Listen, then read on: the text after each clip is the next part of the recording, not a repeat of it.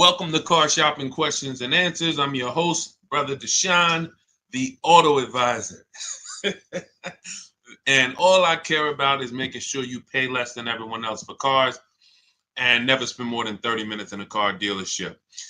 That's been my mission. I spent 14 years in the car business. Now we do these live streams to make sure you have the strategies you need to save thousands of dollars, because there's only three prices you can pay with any car. Three prices: market value, above market value, or below market value. So all we talk about here is how to pay below market value, which leads to thousands and thousands of dollars in savings. And you can start typing your questions in and we will get to them one by one.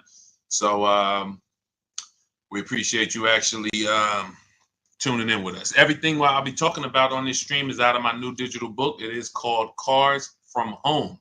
That's a mindset. 7 steps to saving time, money, and avoiding dealerships. You can get a copy of it anytime over the next 30 minutes for 75% off. It's normally a $97 book. It's worth every penny.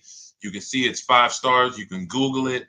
But as part of my welcome offer, I want to give it to you for 75% off. So if you get to my TikTok bio before 30 minutes or my Instagram bio, click that website there, or the YouTube comments or the Facebook comments, you'll click a link that you can activate that 75% off and get your book for $24 instead of $97. But it's only for 30 minutes, so make sure you get there before 30 minutes is up. Okay, so we're going to start out with Mary's question, which is what to say if I'm asked to make a down payment. First thing you have to realize is down payments are not mandatory, and in all but 2 cases, they're unnecessary. So down payments, let's say you're looking at a car, it's $25,000. You want to buy it.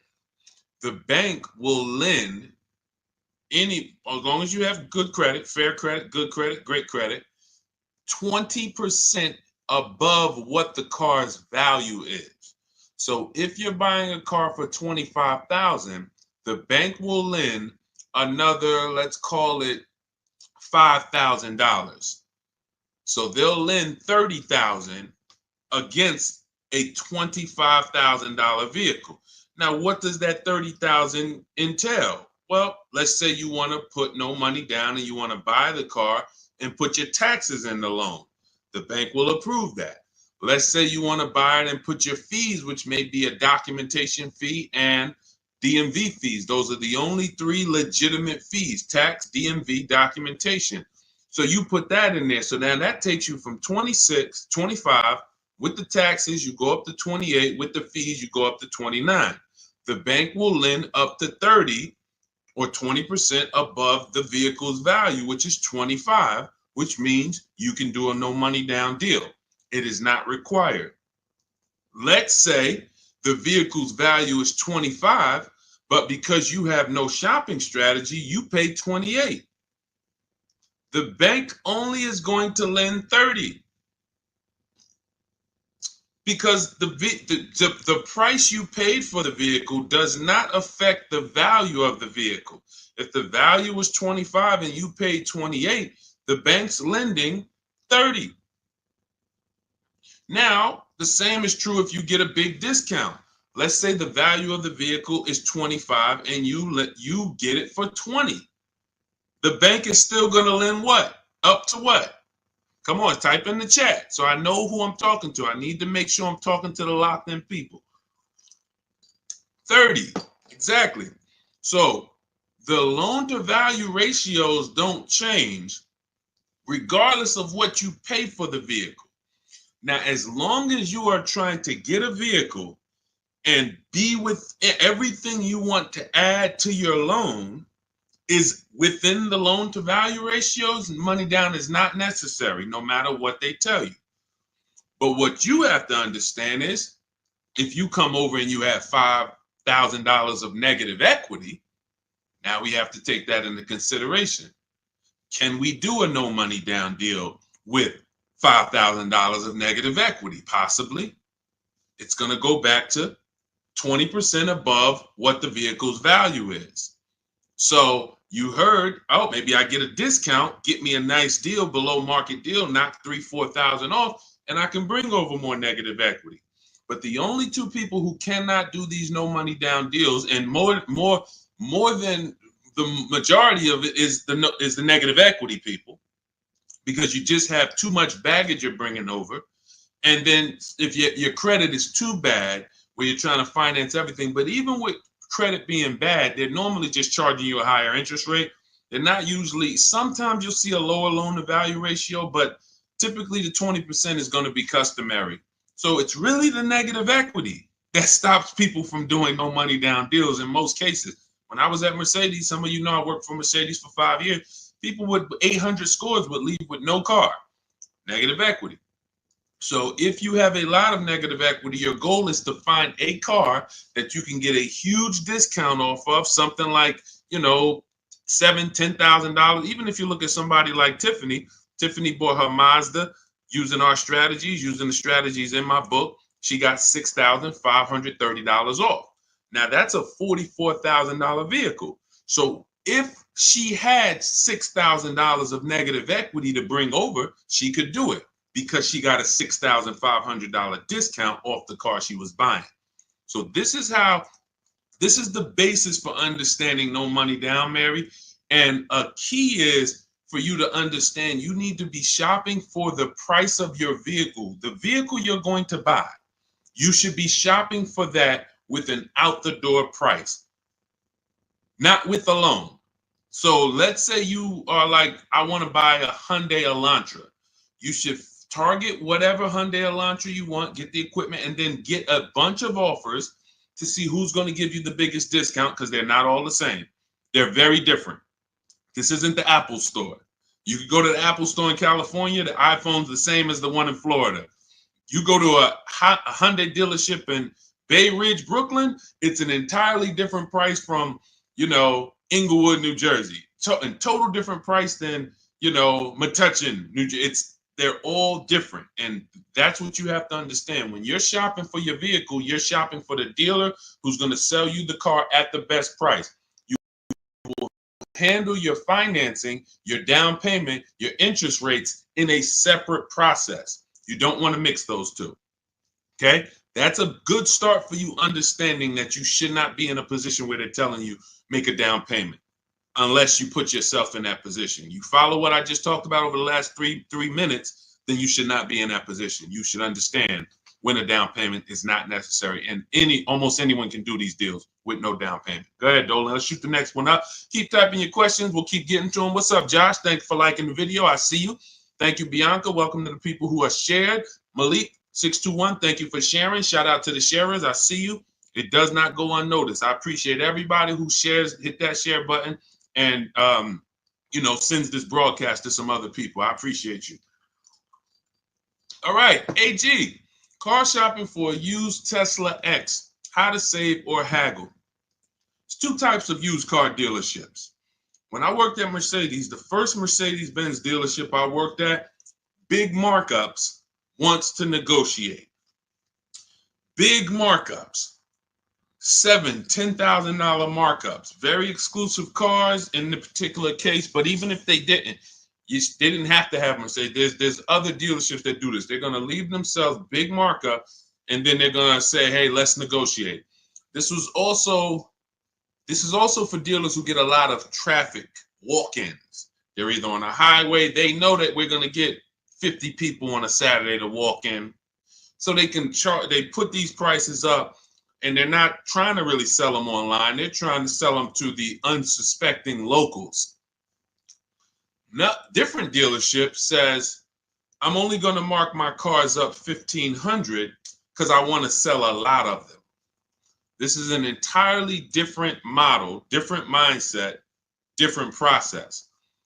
Where you will get in trouble is when you're talking to a dealer, or you're about to buy, you're trying to buy from a dealer that has the $1,500 markup, has already priced their car better than anyone, and you're trying to get $2,000 off because you think you're talking to the markup dealers.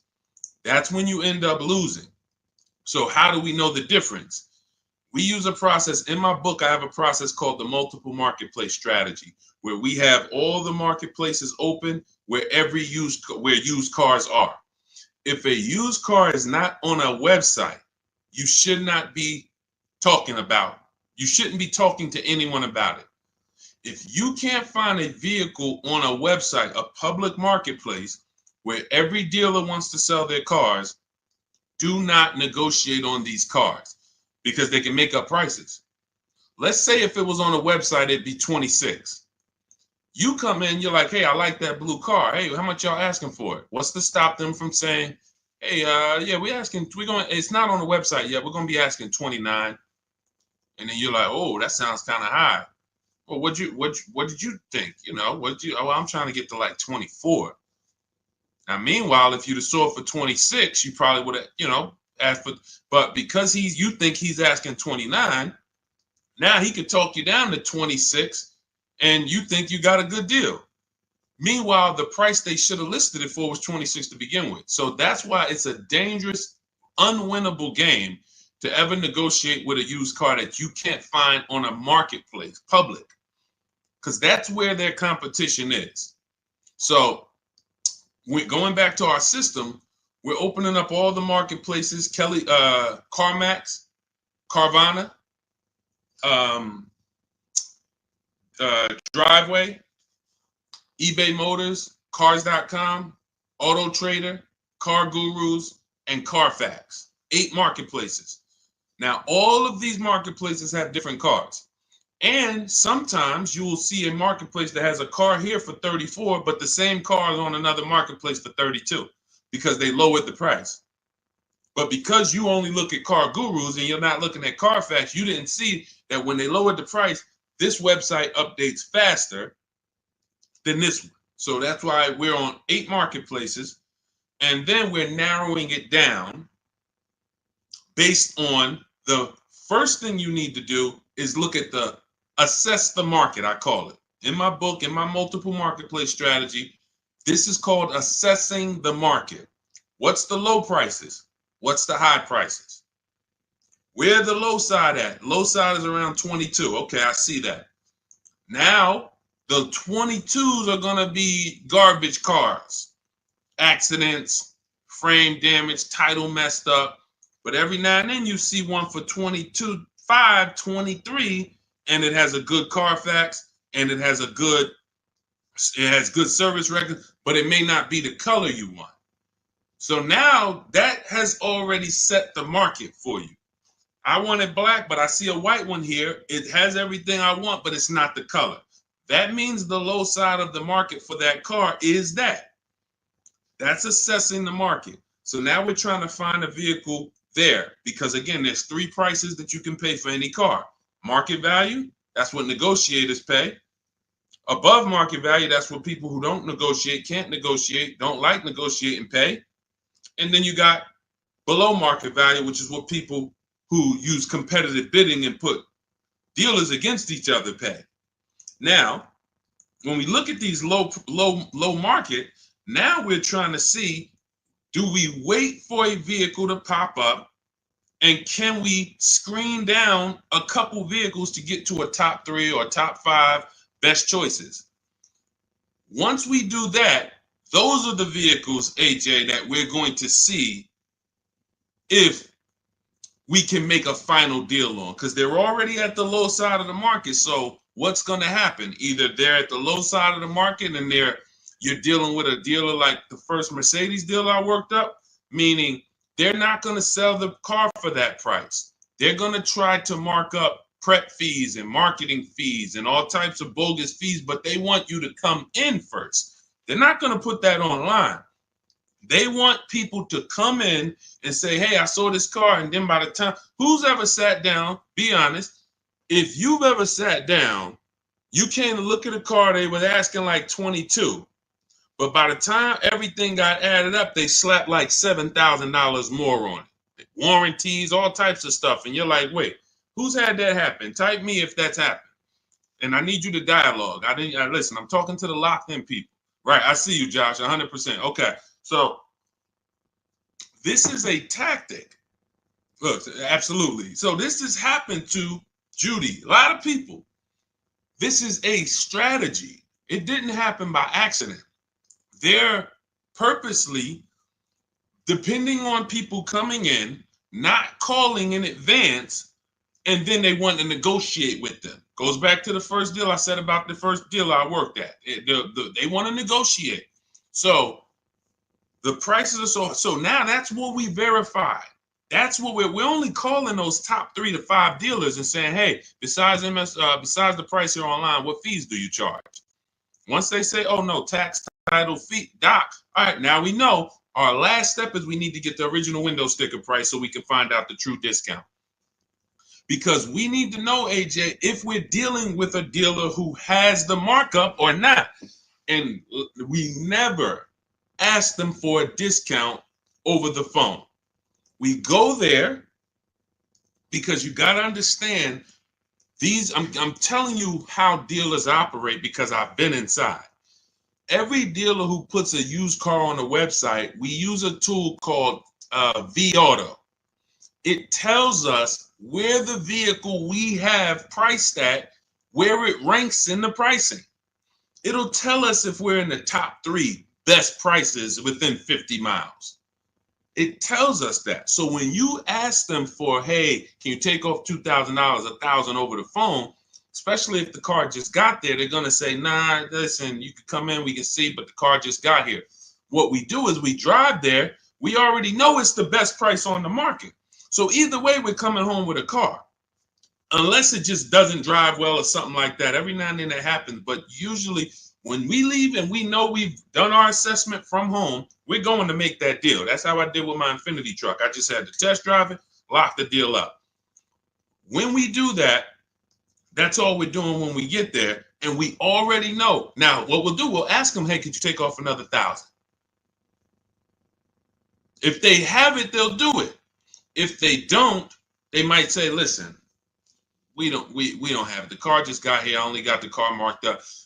You see, we know they're telling the truth because we've done the research online. So now you know if you're programmed to only, hey, if I don't get 2,000 off, 3,000 off, then I can't buy it. And you're going to miss the dealers who want to, they literally put their cars online.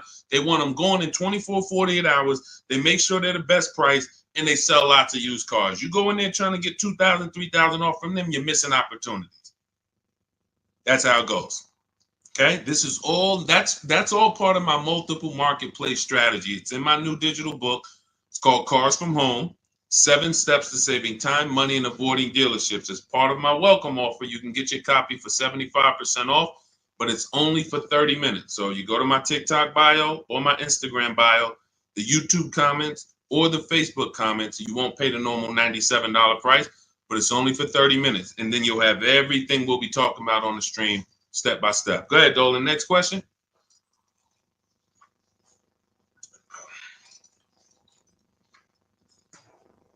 Okay, Mel, what's going on? A 5-year loan to buy a 2022 Jeep Compass. Is it good to trade in for a lease now? So this sounds like, Mel, you figured out you should be leasing, not buying. And now you're like, should I make that move now? In my book, step 1 is the leasing versus buying question, because this is the foundation of your car deal. You need to know how you're going to beat depreciation. So normally what happens is when people learn about the 8-year rule, which says if you're not buying a car to keep it for 8 years, then you should be shopping for a below market lease, not a purchase.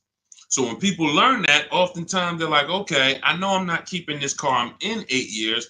Should I wait or should I transition to a lease now? There is no benefit to you waiting. As long as your equity situation isn't so bad where it's going to stop you from transitioning to a lease, the play is to move to a lease as soon as possible, because you're not going to get the money back you're putting into owning these cars. The only people that get the money back for owning these cars are long-term owners. 8 years, 10 years. We got people on here who have cars. I'm sure some of you have had cars for 8, 10, 12 years, maybe even more. We usually get somebody on here that has a car for more than 15 years. This is the people who get all the money out the cars. So if you're keeping a car in a short term, you're not getting the money out of them. You're putting the money in, But then when you go to replace it and you see how much you're getting back for it, you're like, wait, all this money I put in, this is all I'm getting back. That's why you don't want to put the money in. And that's what happens with below market leases. You look at somebody like Zafrina. Zafrina's driving a $65,000 vehicle, Jeep Grand Cherokee. I got it here on the screen. She's paying $579 a month, no money down. So $65,000 vehicle, that would normally be $1,200-1,300. She's paying $579 a month, no money down. She's never putting the money in. Raphael, she has a Jeep. This is her second car using our process. This is my second car. Look, she said it worked. Follow a 2024 Jeep Grand Cherokee 4x4. MSRP is $46,000. Well, it's $45,900, but let's say 46. Payments $549. That's a 1.19% lease. That's normally at $45,000 before we even throw the taxes in. That's normally a $900 payment on a 5-year loan. You can type that into any auto loan calculator and see. So you're going from $900 to $549. $900 is what people are paying to buy, unless they put more money down. And then, see, people never factor in their money down. So that's why I always, when I'm talking to you, I'm going to let you know how much it costs with no money down. Because if it's $900 a month with no money down, but you decide you want to put $15,000 down, you can't tell people, well, my car payment's only $700 a month. What about the $15,000? Let's divide that, and then you'll see, no, it was actually $900 a month that you put into this vehicle. So that's why I compare, in every case, no money down, so we can really see how much these vehicles are costing us. So when you're paying $900 a month, you need to try to get that money back. And after a while, you'll see if you pay the car off and you keep it a long time, it makes sense. If you keep a car, somebody just said I had an 03 Camry from day one. Look, 307,000 miles. Now, time heals all wounds. He could have paid $10,000 too much for that Camry. Just overpaid. He didn't know what he was doing. It was supposed to be 20. They charged him 30. But if he kept the vehicle 20 years, do you see how that doesn't quite matter? What would matter is the short term. The short term. So the key is understanding, if I'm not keeping my vehicle long term, 8+ years, I shouldn't be buying, because I'm not going to beat the depreciation. I should be shopping for deals like Raphael got, like Zafrina got, like Jen got, like Ansley got, where they're leasing these vehicles, driving brand new cars, not putting a lot of money into them. They're paying cents on the dollar. These are below market leases. These aren't regular leases. And then you're beating depreciation that way because you're not putting a bunch of money into these vehicles. So there's no benefit, Mel, in waiting. You should do your equity assessment. You've already done step one, deciding whether you're going to buy or lease. Now you move to step two in our process. That's the equity assessment, where you call your bank, get your payoff, then go to the 6 websites we teach that pay cash: CarMax, Carvana, Driveway, KBB Instant Cash Offer, Car Gurus, AutoNation. Once you do your equity assessment, it's going to tell you, do you have positive equity, negative equity? And then you will move to the third step, but you have to do that first. So, but there's no benefit in waiting. None. Not one benefit in waiting longer to stay in a bad financial structure when you can go into a lease. Great question. All of this is in my new digital book. For those of you, you're sitting there, you're like, Deshone, there's no way I'm going to remember all of this stuff. We haven't even started warming up yet. You can grab my digital book. It's called Cars from Home, 7 Steps to Saving Time, Money, and Avoiding Dealerships. It has everything in there step by step, leasing step by step, purchasing new cars step by step, purchasing used cars step by step, making banks bid for your loan step by step. And you can get it for 75% off as part of my welcome offer in my TikTok bio or my Instagram bio. Click the website there, and or YouTube comments or your Facebook comments, and you can get it for 75% off, which will be $24 instead of the $97. But it's only for 30 minutes. Once 30 minutes expires, the welcome offer does go away. And $97 is still a great price for what you're going to get, but 24 is better. Okay, go ahead, Dolan. Next question. Just got the book the other day. Awesome, Mel. And I see you already made the decision about the step one, which is great. Just move to the equity assessment and just keep checking off the steps. Just trust the process. You're going to be just fine. Thoughts on leasing versus financing? Well, T, this is exactly what we just spoke about. I have a very clear rule. It's called the 8-year rule. where it says if you're not buying your vehicle to keep 8 years, you should be leasing. And not just getting any lease, you need to get a below market lease, because some people will tell you leasing, this is when you know it's bad. When a dealer tells you leasing is the same price as buying, you're dealing with an 80% dealer, which means they are going to charge you a lot of money. And that lot of money is trying to discourage you from leasing, but that's not what a lease deal would be if you shopped around. So look at Ansley. Ansley has a 2024 Infiniti QX60. It's a $58,000 vehicle. He got it for $554 a month.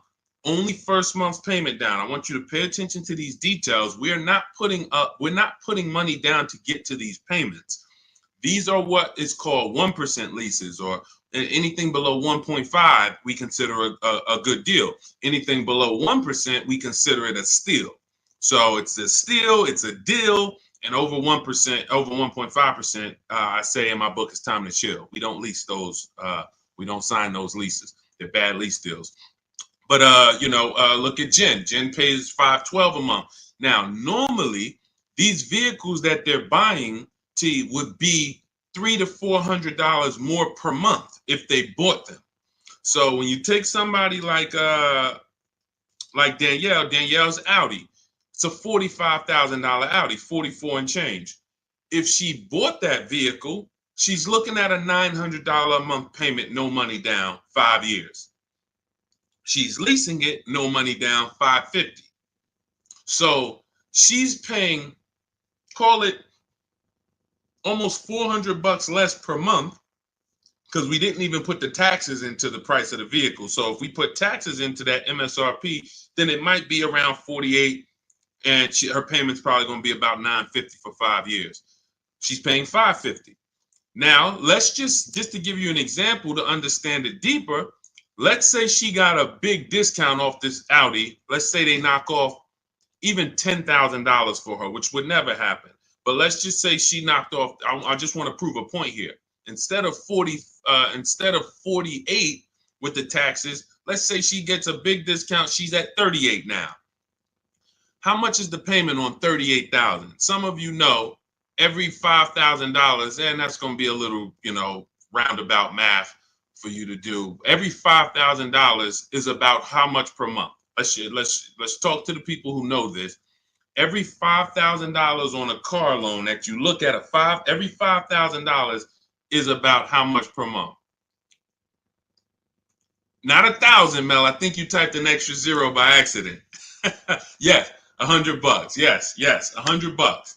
Yes, I see a lot of people. Look, thank you, Cleef. Yes, I listen, man. I love the locked in people. Shout out to the people who locked in, following, and learning from what we're talking about here, not just letting it go in one ear and out the other. So when you look at a $10,000 car, you should automatically think that's $200 a month. $20,000 car, $400 a month. $80,000 car, you should be thinking, okay, that's $1,300 a month. So when you have these parameters, you don't get in trouble and you don't let people slap you in long loans. And how my payment so low? That's because you're in a 9-year loan. So when you have these parameters, you can't be tricked. So let's go back to, if she got a big discount off that Audi, 38 instead of 48. She's still looking at a $750 payment, $775. She's paying $550. So that is an example of how it's nowhere close. Even with the biggest discount you would get off of a brand new car, a below market lease is still so much lower from an investment standpoint, from what's coming out of your household. And let's take one more scenario, and this is all tied into the 8-year rule. When I say you can make it easy on yourself and just say, if I'm not keeping the car 8 years, I'm going to shop for a below market lease. Now I'm explaining the math behind it so that there's math behind it. So all right, I didn't just pull the 8 years out of my hat and say, hey, there's math behind it. So let's look at one more scenario. Let's say Danielle, somebody says they want to get a used Audi, because there's some of you you're like, well, Deshone, what if I buy used? Does it still make sense? Does the 8-year rule still apply? Because I'm going to knock, 20, 30% off the price. If I get it used, now it makes sense to buy, right? No, it doesn't. Let's go deep on this. So let's say Danielle, instead of 44, where her Audi is, let's say she finds a nice one for 28. 3, 4 years old. I'm being generous. She finds a nice one for 28. With taxes, let's just round it out to 30. That's her all-in price. She finds her a nice 3 to 4-year-old Audi. 1 year left on the warranty, and then she's going to be on her own. $30,000. What's her payment? 5 years. What's her payment? Let's go. Type in. $30,000, $600 a month. Thank you. $600 a month. So we just took some very clear scenarios, and we took 35,000 would be 600 a month. Would be 700. Josh, 30,000 is going to be 600. Yep, you got it. I see you updated it. So now let's look at this. We have a scenario where Danielle's driving a brand new Audi for the next 3 years, $550 a month. Had she bought a brand new one with a dramatic discount, she's still be with a regular discount, she's going to be $900 a month.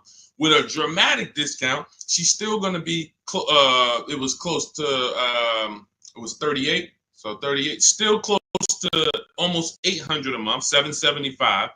Then with her used version, if she bought a used version and got a great price on it, 28 plus tax, she's at $600. So every one of those scenarios is much more expensive than the purchase and then the lease, than the below market lease. And frankly, you can't really compare a 3-year-old, 4-year-old Audi to a brand new one. You just can't. Because you're only you're paying $600 a month, I'm paying $550, but the benefits even outweigh that. You're gonna have no warranty after a year. Anything goes wrong, you're on your own. You're going to, 3 years from now, your vehicle's going to be 7 years old. 3 years from now, I'm going into a brand new, another version, 2028 or whatever's going to be out then. So there's no comparison. When does the buyer win?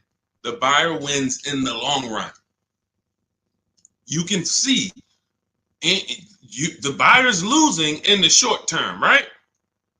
In every one of those scenarios I just laid out, the buyer is clearly losing. Brand new car buyer paying $300, $400, $500 a month more than the below market lease, losing.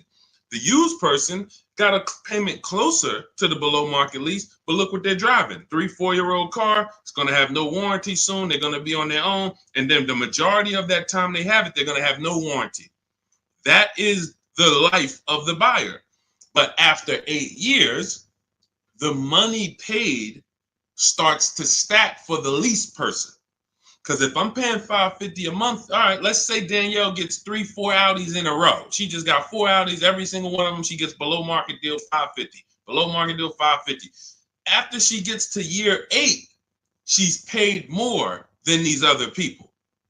Year 8, she's paid more. So at that particular point, financially, the buyers are ahead. But before that, the buyers have lost because Danielle's driving better vehicles for less. That's why it's the 8-year rule. This is the first decision you make, because if you make this wrong, you lost. If you go in to buy a car, if you go in and you buy a car, but you should have leased, you lost. I just showed you. Doesn't matter how good of a deal you got. Man, Deshone, they knocked 15% off for me. Does not matter. If you're going to replace that vehicle in 3, 4, 5 years, you would have been better off getting a below market lease and never tying up all of that money in the vehicle. That makes sense? Type $signs if you're clear on that. Type $sign, $sign if you're clear on that. All of this is in my new digital book. That's step 1. It's called Cars from Home. It's 5-star rated. Thank you to everyone who's reviewed the book and rated it. And it's called Cars from Home, 7 Steps to Saving Time, Money, and Avoiding Dealerships. That was step 1, which is our leasing versus buying question. That's how we put our deal on the right foundation. And that's the most important question. It's literally called that in the book, the most important question. How many years are you going to keep the next car? That's when we decide leasing versus buying. So as part of my welcome offer, you can get your copy of Cars from Home for 75% off in my TikTok bio or my Instagram bio. Go to click the picture of me, click the website. and then you can activate your 75% off for the book, but it's only for 30 minutes. Also in the YouTube comments or the Facebook comments. After that, price goes back up to $97.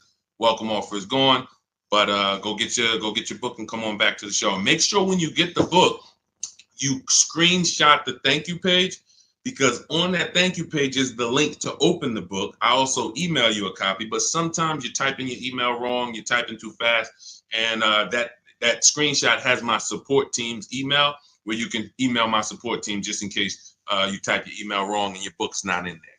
So go ahead, Dolan. Next question. Just keep them coming. Keep typing your questions, y'all. We will get to as many as we can while we're on.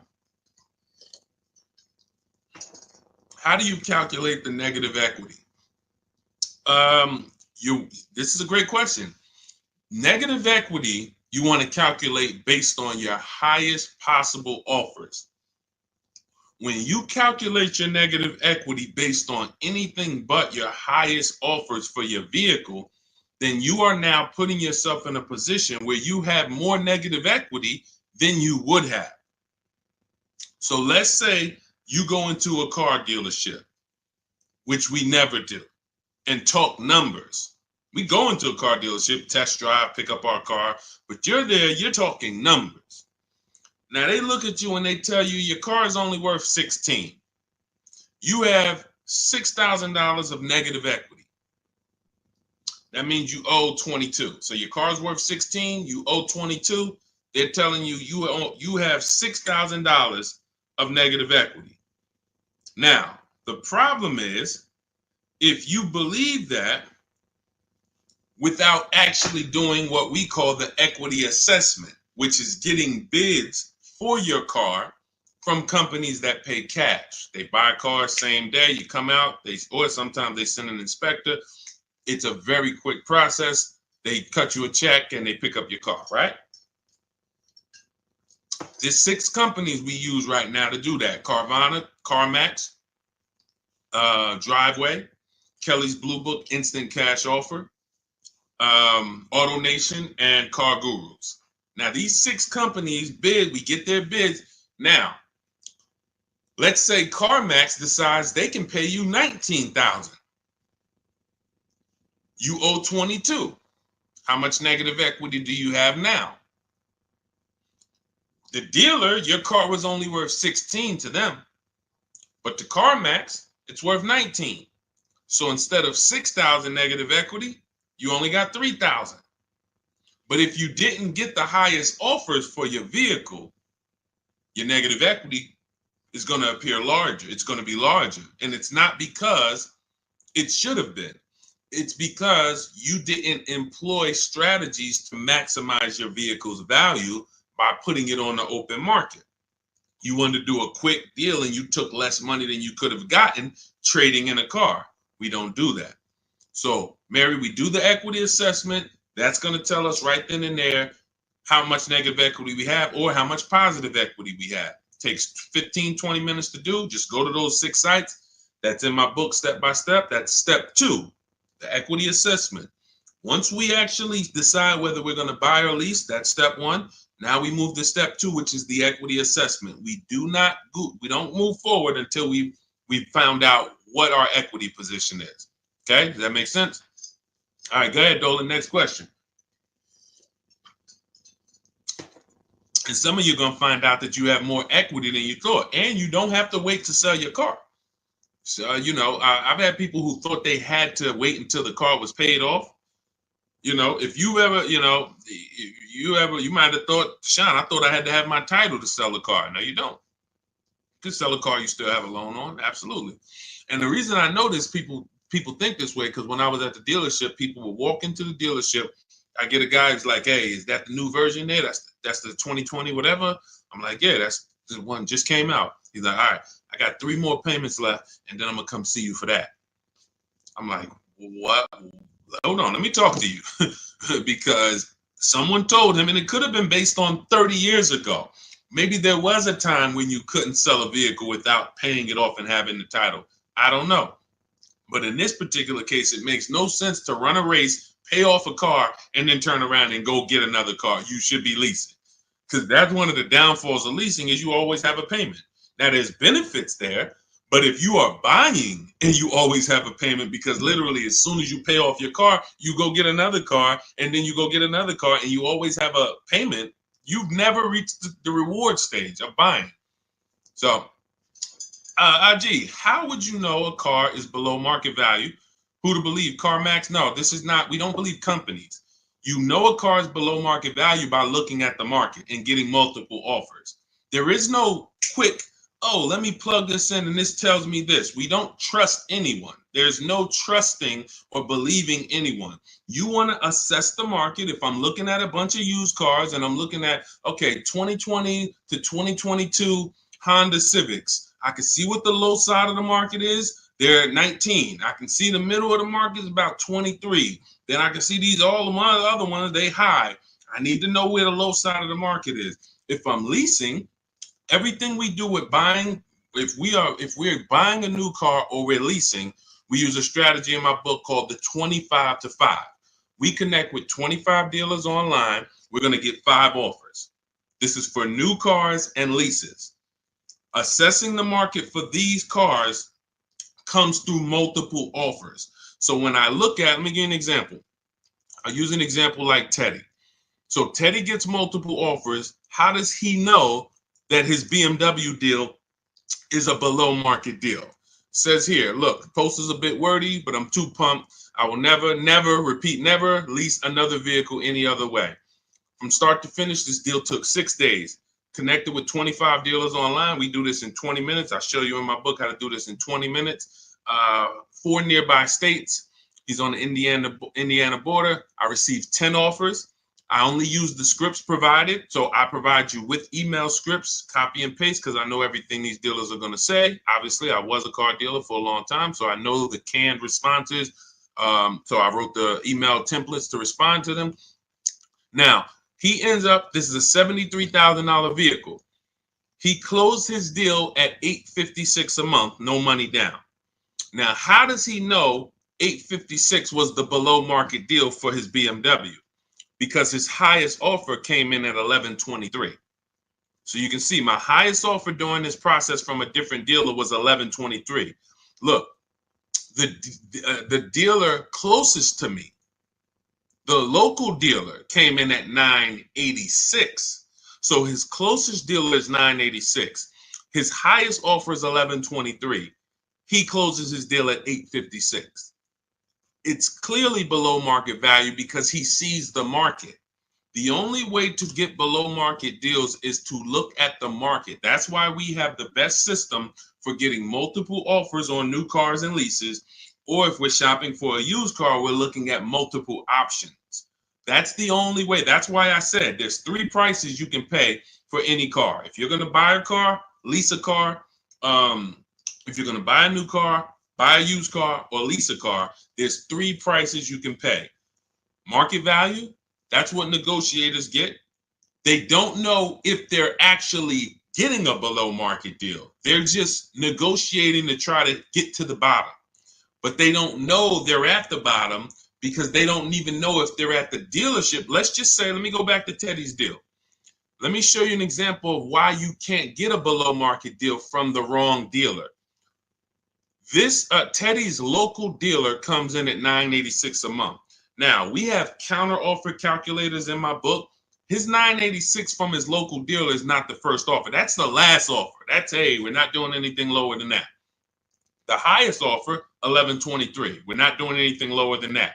So if somebody's in there and they're negotiating with one of those dealers, they're not going to get to $856. They're at the wrong dealer. They're at an 80% dealer, and 80% dealers want to make a certain amount of money or they're not going to sell the car. If they can't make $5,000, they're not going to sell a car. $7,000, whatever it is, I'm not going below this. Meanwhile, the dealer who beat everyone's offer at $856, maybe they only made $2,000. Maybe they only made $3,000. Who knows? But the point is, they said, I don't need to make all that. I'm going to beat my competition and sell this person a car. That's a 20% dealer. That's why I say negotiators pay market value. People who don't, if you don't negotiate and you're like, man, Deshone, I just go and I close my eyes and just wake me up when it's over and I could drive out of here. You're going to pay above market value. So you're gonna, because you just don't have any, you don't have any fight in you, you have no strategy. But below market is reserved for the people who are putting dealers against each other, because it's the only way to know you got a below market deal is when you can look at enough options and know that you paid less. It's like this with anything. It's not just cars, TVs the same way. If you were buying a 100-inch TV, how would you make sure you're getting a good deal? You're going to look at probably 30, 40 TVs in every website. Then you're going to be, oh, this one's on sale, $699. All the rest of them is $900 and $1,000. Clearly, that's the below market deal. Same principles. Same principles. Go ahead, Dolan. Next question. You know, coincidence. All I do is teach you to shop for cars like you shop for everything else. Everything else in life, you shop this way except cars. Cars, you shop a way you wouldn't shop for anything else the way you shop for cars. Think about that. Am I right or am I right? Type right if you know I'm right. The way you shop for cars and buy cars, you won't buy anything else like that. You don't buy houses like that. You don't buy jewelry like that. You don't buy maybe jewelry. That's a little, you know, because it's sometimes tough to put people against it. But you don't buy TVs like that. You don't buy furniture like that. Just walk in and all right, go back and forth. No, you're comparison shopping. You're using the internet as your friend to get the information and start to have multiple options. That's all we do when it comes to cars. That's why we win easily. It's no struggle when you're using the internet to put people against each other. The struggle is going in and battling and begging someone to take money off when you're already about to spend 30, 40 grand with them. Imagine that. You're about to make a $40,000 transaction and you're just begging, come on, can you take off another 500? Just $40,000. All right. Best SUV to buy. This is all subjective. If you want to look at ratings, feel free to do that. I don't recommend cars because it's just too subjective. There's over 40 car companies. All of them have vehicles in every size category: compact, midsize, large, 3 rows. So there's so many categories. The key is this: find one you like based on looks. I like the look of that. And then you can come home and do what we call a quality check. This is in my book. This is in step 4. This is when we make sure the car we're shopping for is a good car. Some vehicles have a bad DNA. I want you to remember this. DNA you can't get around. You cannot repair DNA. So if a Nissan has a particular transmission that goes out between 80 and 90,000 miles, I never get it, because I would never buy that car, because there's nothing I can do to escape what might happen. It's just literally the luck of the draw. Maybe mine doesn't go out at 80, 90,000, but these vehicles are known for the transmissions going out from 80 to 100,000 miles. That's why you'll notice a lot of Nissans for sale. They got like 80,000 miles on them, 90, because people get rid of them right when the transmission starts slipping or right before it goes out.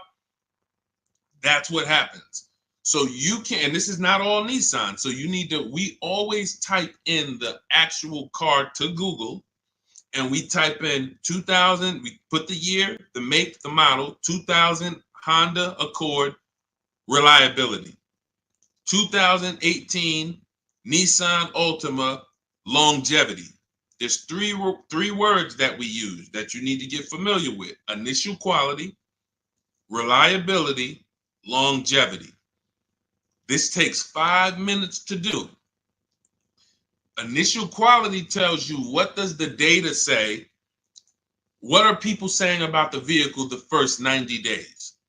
So if you're leasing a car, you're going to buy a car new or you're going to lease it, you need to know what the initial quality reports are. What are the owners saying the first 90 days of the vehicle? Is it in the shop? Is it electric problems, little malfunctions, blind spot, whatever? That's initial quality, first 90 days. Reliability is your first 3 years. So you need to know, what are people saying about this car, not my neighbor. Not my neighbor. My neighbor owns one of them. There's 10,000 out here. What are they saying? Maybe my neighbor got a good one. You know what I'm saying? Your neighbor might have just got a good one. But I need to know, what are people saying about this vehicle the first 3 years? That's reliability. And then longevity is the long run. 7, 8 years, the engine. People, you're going to see people like Motor Trend and Vehicle Engines, all these websites that all they do is study engines and longevity. What are they saying about this vehicle? Are they saying that the transmission's known to go out? Sometimes you'll type in 2018 Kia Sorento longevity and you'll see right at the top, with proper maintenance, these vehicles are known to last 200,000 miles. That's a good sign. Now all we need to do is make sure we're getting a good one that has been properly maintained.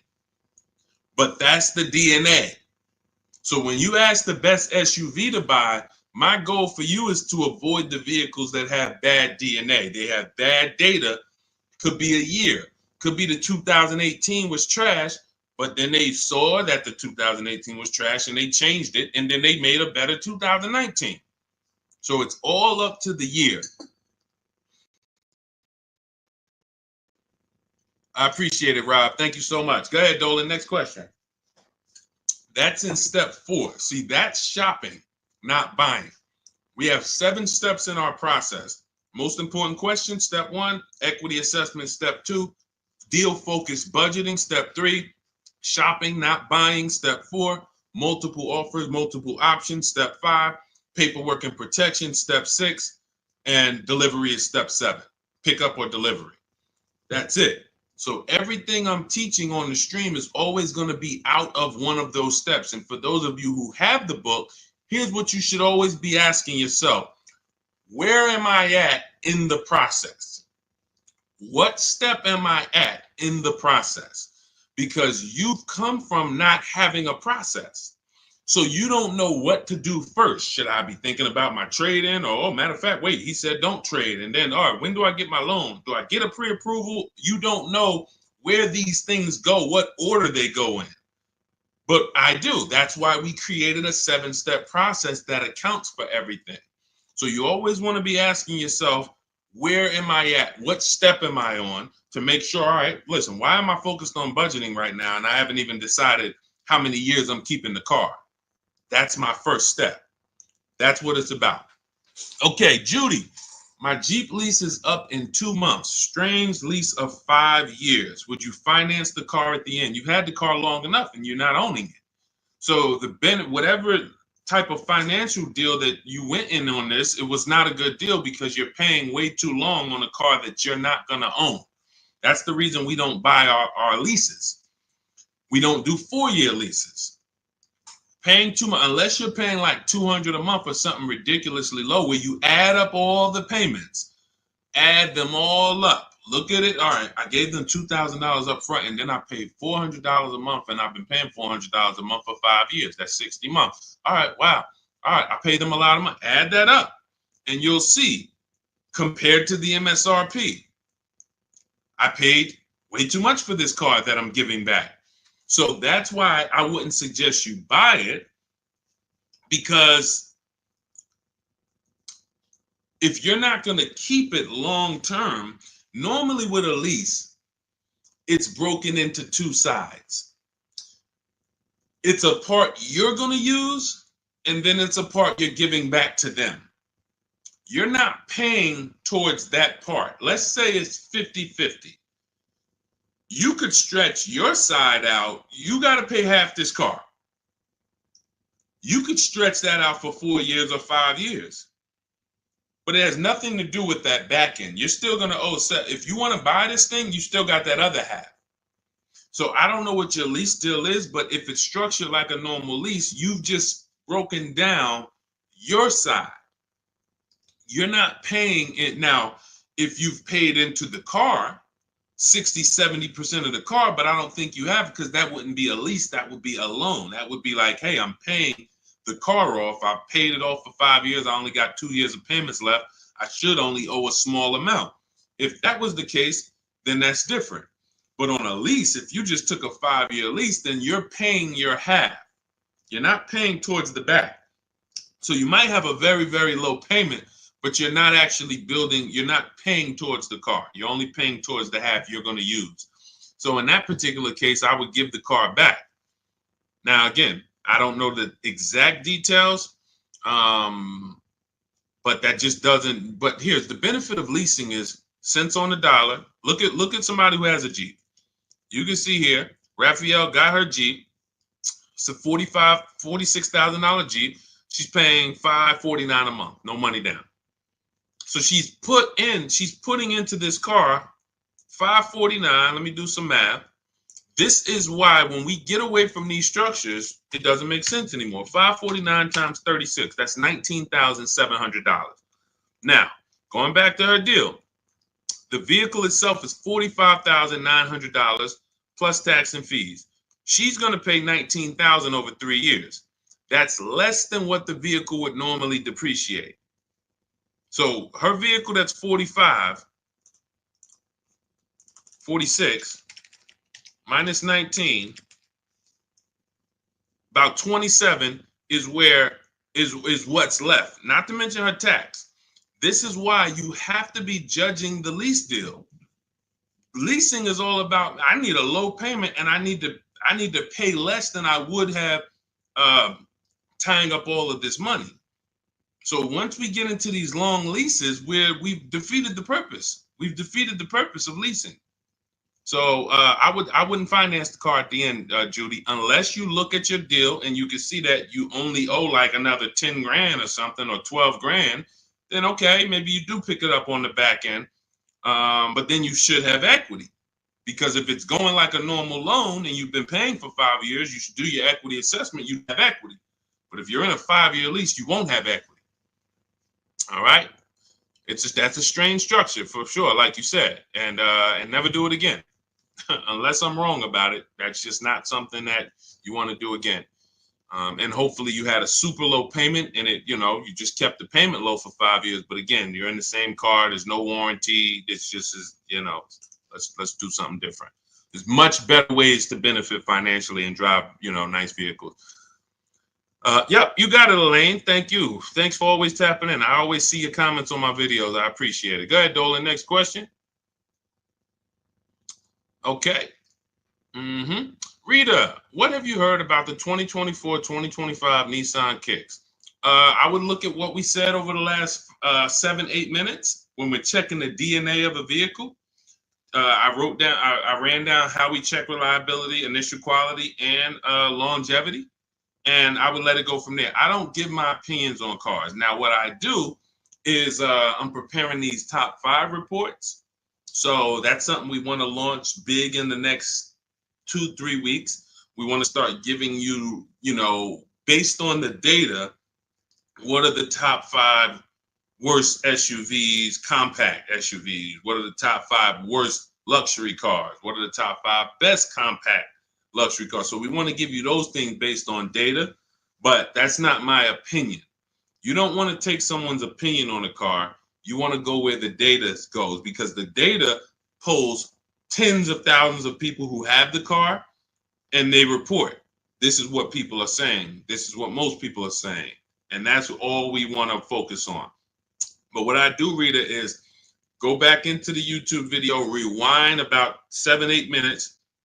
You'll hear my whole layout of how we check reliability, dependability, initial quality, longevity, how we check the DNA. That's checking the DNA of the car. And that's what's super important. You don't want to end up with a car that's in the shop every 3 months. I could teach you to get paid less than everyone. Yeah, all right, you use the strategies, you paid less than everyone.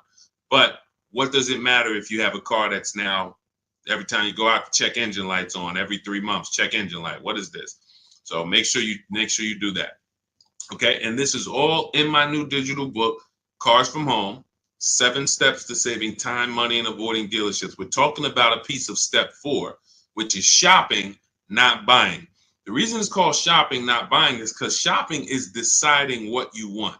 Now, you're not taking enough time to do that. You are letting people rush you in a lot of cases.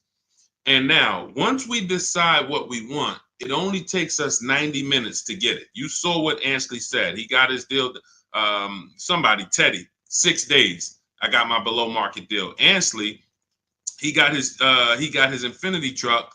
Look, he said, I started the process Saturday. I accepted a deal Monday. It's quick. By the time we hit the market, we are seeing below market deals like that. So it's not even a matter of needing a month or 2 or 3 to be able to do this. Now, if you have time, you can watch the market, because deals change every month. So you can watch the market and see, okay, let's see the lease deals next month. Let's see where the used car price is going next month. Are they going down, up? So if you have time, that's a benefit. But even if you have a week, you can still get a below market deal. So that's step 4, shopping, not buying, deciding what you want.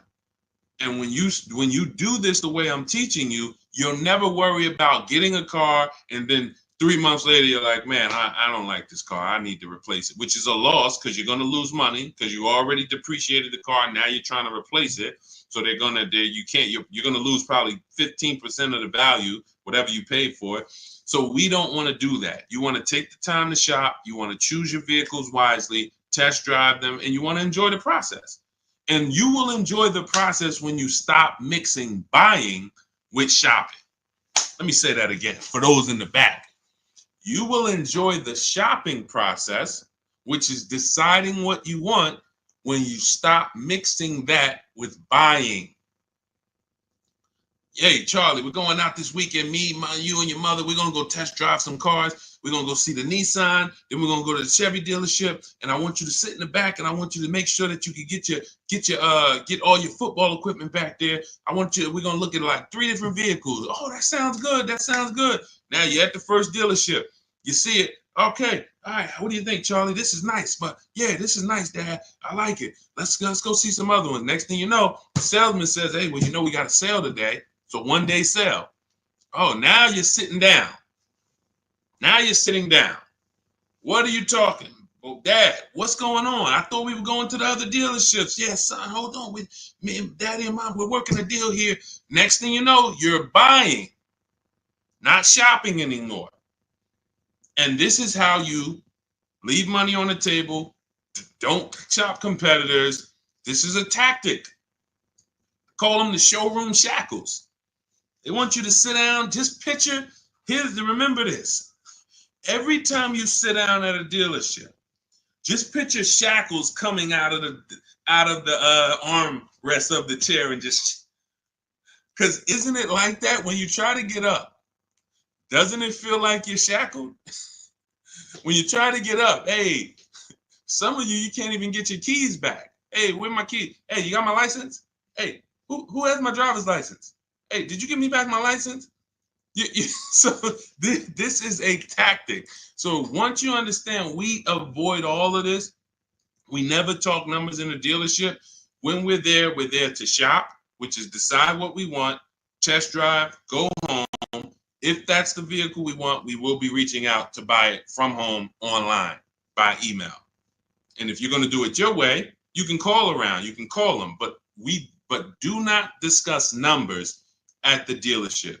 It's a losing battle. You have no leverage there. Go ahead, Dolan. Next question. All right. If you're getting value out of the stream, can you type a $, $, $? Just send $, $. Let me know you're getting value out of what we're doing. Every time I see the $, I appreciate it. It lets me know we're connected and you're getting what we're talking about. Thank you, Sherwin. Thank you, Raphael. Thank you, Rob. Appreciate you. All right. Listen, let's go. Next question, Dolan. Yeah. Thank you, Jeremy. I appreciate it. I see you. Thanks, Tracy. Which value guide do most lenders use to determine value? Probably NADA.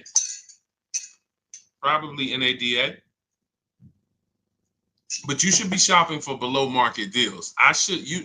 You could, if most people are paying 25 and the bank's using 25 as the value of the car, I don't want to pay 25. Why do I want to pay what everyone else is paying? So using the strategies we're discussing, multiple offers, low market, everything we're doing, you're in a scenario where when you pull up to someone with the same car, you've paid 2, 3, 4,000 less than them if they got market value. If they paid above market value, you might have paid 6,000 less than them. And this happens. Unfortunately, it happens sometime at one dealership. I remember I was at a Mercedes dealership and a customer comes in, he's going nuts. He's like, hey, I got an E-Class. Me and my neighbor, we go out to dinner the other night.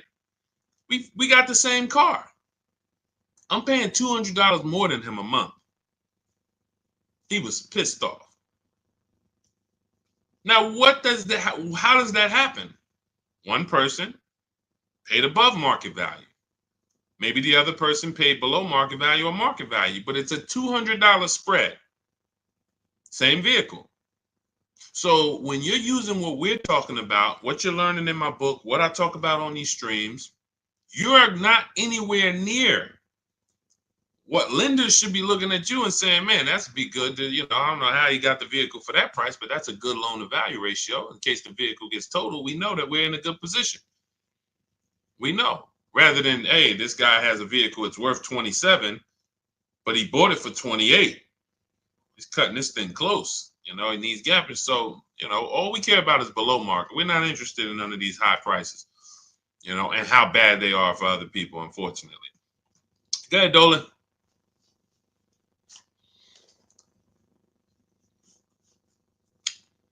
For Countess, does it matter what type of vehicle you lease? Well, every vehicle has a different lease program attached to it. So every trim level has a different lease program attached to it. So a Mazda 3 Sport has a different lease program than a Mazda 3 Touring in many cases. Has a different lease program than a Mazda 3 Grand Touring. So every vehicle is different. Here's how I look at leasing, and here's how I want you to look at it if you want to talk value and money saving. You're looking for the car that you could drive the highest MSRP car for the lowest price. So my first lease was a Pontiac G6 $256 a month. It was like a $20,000 car in 2006. I paid a little more for it because I didn't have the credit. I had never financed the car. So I had to pay, I think I got tier 3 through my dealership. It was like maybe $40, maybe $30-something more per month that I had to pay. But my next lease was when I was at Mercedes, I leased an Infiniti that was next door. It was like a $32,000 car, $325 a month. It was an Infiniti G25. And then maybe a $35,000 car, G25. Then I leased a Q50, which was a $45,000 car, $345. Then I leased another Q50 because this was my wife's car, $365. And then I leased myself a Jeep Grand Cherokee 2018, $330, $35,000 truck, $330 a month. These are all under 1%. You take the monthly payment, divide it into the total MSRP. If it's under 1%, this is a steal. Incredible value. You're driving very expensive vehicles for very, very low payment. So, and then the last Infiniti that I got that I leased was we had 3 Q50s that my wife drove. And the last one was $365. So it kept going up by $20. Every time it would go up by $20. We had 3 Q50s. These were $44,000 vehicles. So that's how I approach leasing. Now, I might look at another vehicle, the same $45,000, but the lease program is not as aggressive. Once I shop my offers, maybe I'm at $500 because it's a different lease program. The lease program, in order to be at a 1% lease or close to it, you need a lot of support from the manufacturer. You need rebate, you need incentive, and then you need to get bids. So you can have a great lease program, but if you're at an 80% dealer, you're not going to see these deals that I've been showing this whole stream. You're not going to see any of these deals. You need a great lease program, and that combines with the bids that you're getting. And then once you get that, you can see, am I at 1%? Am I at 1.2%? Am I under 1%? Zafrina got a 0.88% lease on that Jeep Grand Cherokee, the electric version.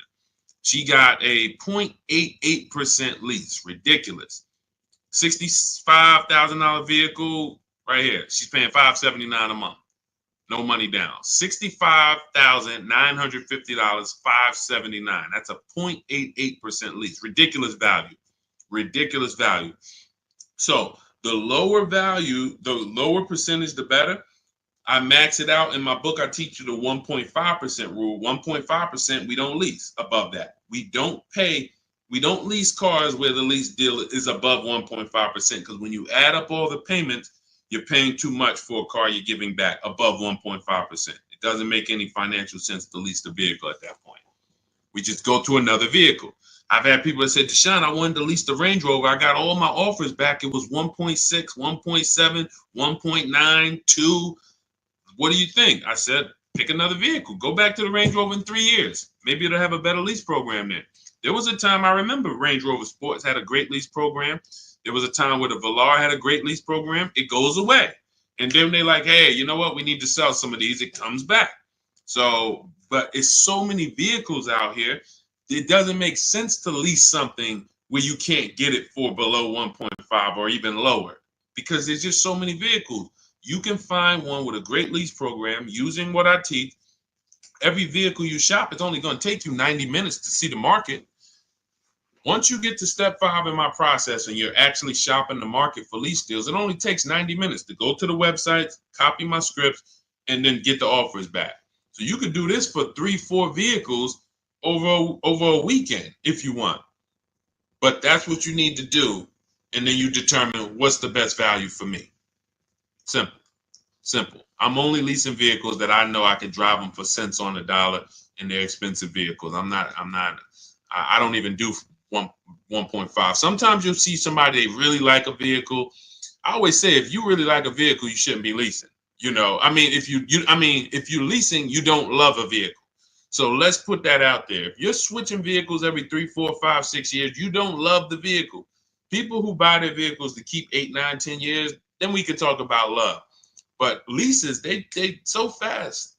You lease a vehicle in 2.5 years, you got to start thinking about what I want next. 2.5 years, what I want next.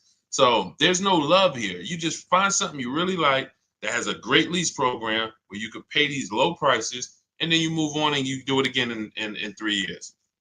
Don't fall in, that's what leasing is about. All right. So, and look, I saw somebody say that Audi, there's no rhyme or reason. All you can do is pick a vehicle, shop the market. There's no Audis have the best lease deals, Jeep Grand Cherokee, because look at how many vehicles are within Audi. You have the Audi A4, and then I told you have different trim levels. You have the Premium Plus package. You have Audi A6. You have the Honda EX, EXL, Touring. These are all different lease programs. So there's no way for you to say, oh, well, I know Jeep Grand Cherokee Limited, they have a good lease program. No, you pick a vehicle, shop the market. None of these people who got these lease deals thought that, or none of the, even the people who purchased, no one, Sean saves 20 grand off his F-150 Lightning. He didn't know he was going to save that much money. Kimberly, Maserati, she gets $21,000 almost off the vehicle. She didn't know that. She didn't pick the Maserati because she knew she was going to save $20,000. She said, hey, Maserati's my first choice. Let me go shop for it. Oh, below market deal on this is $20,000 off. That's the way it works.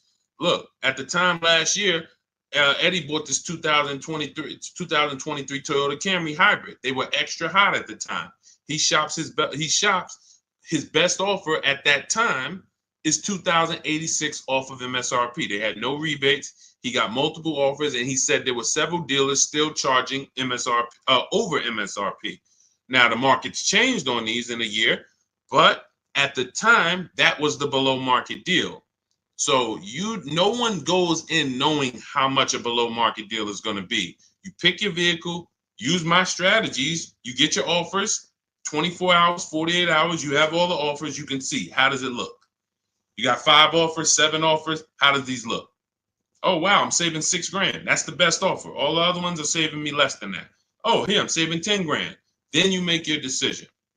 Simple. And once you know how quick it is to actually do this, it's going to blow your mind, because you're going to say, any vehicle I'm considering, I can shop the market on it in 90 minutes and know what the below market deals are. Very empowering. So everything you're learning is out of my new digital book. It's called Cars from Home: 7 Steps to Saving Time, Money, and Avoiding Dealerships. This is a 7-step process for below market leases, below market new cars, below market used cars, step by step, A to Z. There's nothing left to chance. You can get your copy of it for it's normally $97, but 75% off, as long as you get to my TikTok bio before the 30 minutes is up, or my Instagram bio, or the YouTube comments, or the Facebook comments. That's my welcome offer. It's a digital book, so it will be in your inbox immediately. As soon as you get your book, make sure you screenshot the thank you page, because that does have my support team's email, just in case you type your email wrong. We can't email a book to a wrong email, so you could always reach out to my support team. And also on that page is the link to open the book. So as soon as you get it, you might want to open it, save it to your computer, but save the master link, because anytime I update the book, you actually get the updates. A couple months ago, Vroom went out of business. Vroom used to be in our equity assessment, used to be on our used car marketplace reports. They go out of business. We got to delete them. I went into the file, removed Vroom. Everyone who opened the book after that never saw Vroom again. So you keep the master link. That way, when I update the book, you get it. I don't charge for updates. I want you to win. That's why I'm giving you the welcome offer, where you could even get it for $24 instead of $97. But even if you miss the 30 minutes, you should go and get your copy for $97, because what you're going to benefit from is going to be 10 times worth what you paid for it. But if you get there before 30 minutes, you can actually get it for $24 instead. So go get your book. I appreciate you tuning in. I want to see you win. Make sure you email me your car deals when you make them. Send them to me by email. I love to see your deals, so I can bring them into the show and keep, talk about you the same way I'm talking about everyone else. And we'll make this happen. Keep unlearning. Leave everything you learned at the door. When you get my book, don't bring any of your old ideas to me. Trust our process. Leave all of that old way at the door, and your success is guaranteed. So I'll see y'all on the next stream. God bless you.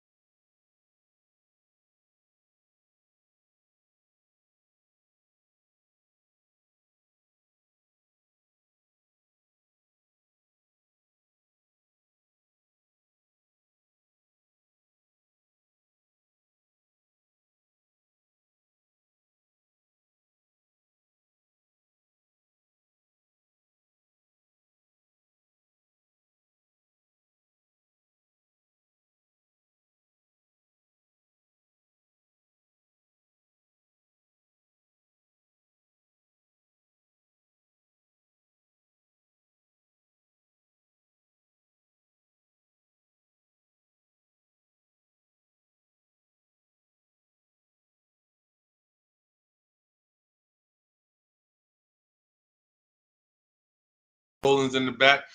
Welcome to Car Shopping Questions and Answers. I'm your host, Deshone, the Auto Advisor. This is all we do here, is make sure that you have the answers you need to shop the way you should be shopping in this car market, and in any car market. You should be putting dealers against each other. So all I do is make sure that you know what you need to do. We don't hold back. There's no fluff here. We get down and dirty. And but I do want you to lock in. If you have a notepad, you're going to want to take notes. You're going to want to watch this recording, because we're going to be going over some stuff you've never heard before. Pretty much everything we talk about here is stuff you've never heard, you've never done, and that's okay. That's why we represent unlearn, relearn. All right, we got to unlearn the old way Everything on the show is sponsored by my new digital book, Cars from Home. Thank God it's 5-star rated. Thanks to everyone who's reviewed it. You can get your copy for 75% off in my TikTok bio, in my Instagram bio, in the YouTube comments, or in the Facebook comments over the next 30 minutes. You got 30 minutes to get 75% off, and that book will be in your inbox in 5 minutes. You'll have everything we're going to talk about on the stream and more. All right, so let's get started with the first question. What's a good mileage on a decent first car? Well, you want to look at mileage per year. So if you're looking at a car that's 5 years old, you want to consider average miles driven is 10 to 12,000 miles. That's average miles for a driver. So if you look at a 5-year-old car, 60,000 miles is just fine. You're looking at an 8-year-old car, 8 times 10, 80,000 miles, 96,000 miles. That's perfectly fine average miles for that car. Now, some people like to get below average miles. That's fine too. You know, anything above that. But here's what's more important than the mileage on the car. Service records, absolutely paramount. In fact, let's go to what really makes the car good or not, the DNA of the car. The DNA of the car is things that can't be fixed even when the first owner took care of the car. You might have a car, we always do what's called an initial quality check, a longevity check, and a reliability check on each car. I'm going to show you how to do that very easily. It takes 5 minutes. All of the stuff that I'm talking to you about takes minutes, not hours to do using a computer. So when you said the DNA of a car, that's something that can't be controlled because they made it that way. So if you look at a car and it has bad electric issues, that's in the DNA of the car. Doesn't matter if it was taken care of, doesn't matter if they serviced it. It's built in. Some cars, when you do your longevity check, let's say you're looking at a 2018 Nissan Sentra. You type into Google 2018 Nissan Sentra longevity. You're going to see, hey, some of these vehicles have electrical transmission problems at 80,000 miles, 90,000 miles. It's in the DNA of the car. Doesn't matter if you got a good one. Doesn't matter if you got a bad one. Chances are you're going to deal with these issues. So what we do, any car you are looking at, a used car, I want you to type in the year, the exact year of that car, and then type in reliability. That's going to tell you what they said about the car the first 3 years. You skim the articles. You don't need to read. All you're literally doing is skimming that first page. If you see this car has less than normal reliability, less than average reliability, you want to look for red flags. Then, once it passes the reliability check, then you type in 2018 Nissan Sentra longevity. Skim the articles. You'll see things about the engine. You'll see, okay, these engines last 200,000 miles. You'll see any red flags. You look at that first page, skim it. That's going to tell you everything you need to know to see is the data showing on these cars that it's bad. Don't listen to your neighbor. Your neighbor has one car. Hey, I love this car, but there's 10,000 other people with that same exact car, and maybe 20% of them are having an issue. So go where the data is, type in that search. It's very easy to do. That's in step 4 of my book, which is called Shopping, Not Buying. All of that is we do a 7-step process, and we do not buy any car or lease any car without checking the DNA of the car, which is the data. That's more important than the mileage on a used car. Great question. Let's go. Keep typing your questions. We'll get the next one. All right, we'll get the next question. All right, let's go. Is it better to say I have a trade-in or not? Great question. We don't use the word trade-in. That's actually a curse word here, because I'm going to tell you this. If you had this phone, will you get more money? I want everybody to lock in. Stay close to your keyboards. We're going to go through as many questions as possible. If I had this phone and I wanted to sell it online, would I get more money selling it online, or would I get more money trading it in for another phone?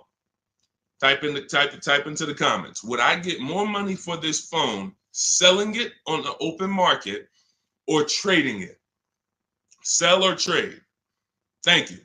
Sell, sell, sell. Okay, shout out to the people that are locked in. So that's a good indicator of why trading does not get you the most money. Trading is a convenience thing. Now, we used to have to sell our cars privately if we wanted to get more money. Used to have to list them on Facebook Marketplace, have a bunch of people come by your house. They're driving it. Hey, you mind if I look under the hood? Strange people. We don't have to do that anymore. Why? Because there's big companies that cut cash checks for our cars, and it's easy to find them.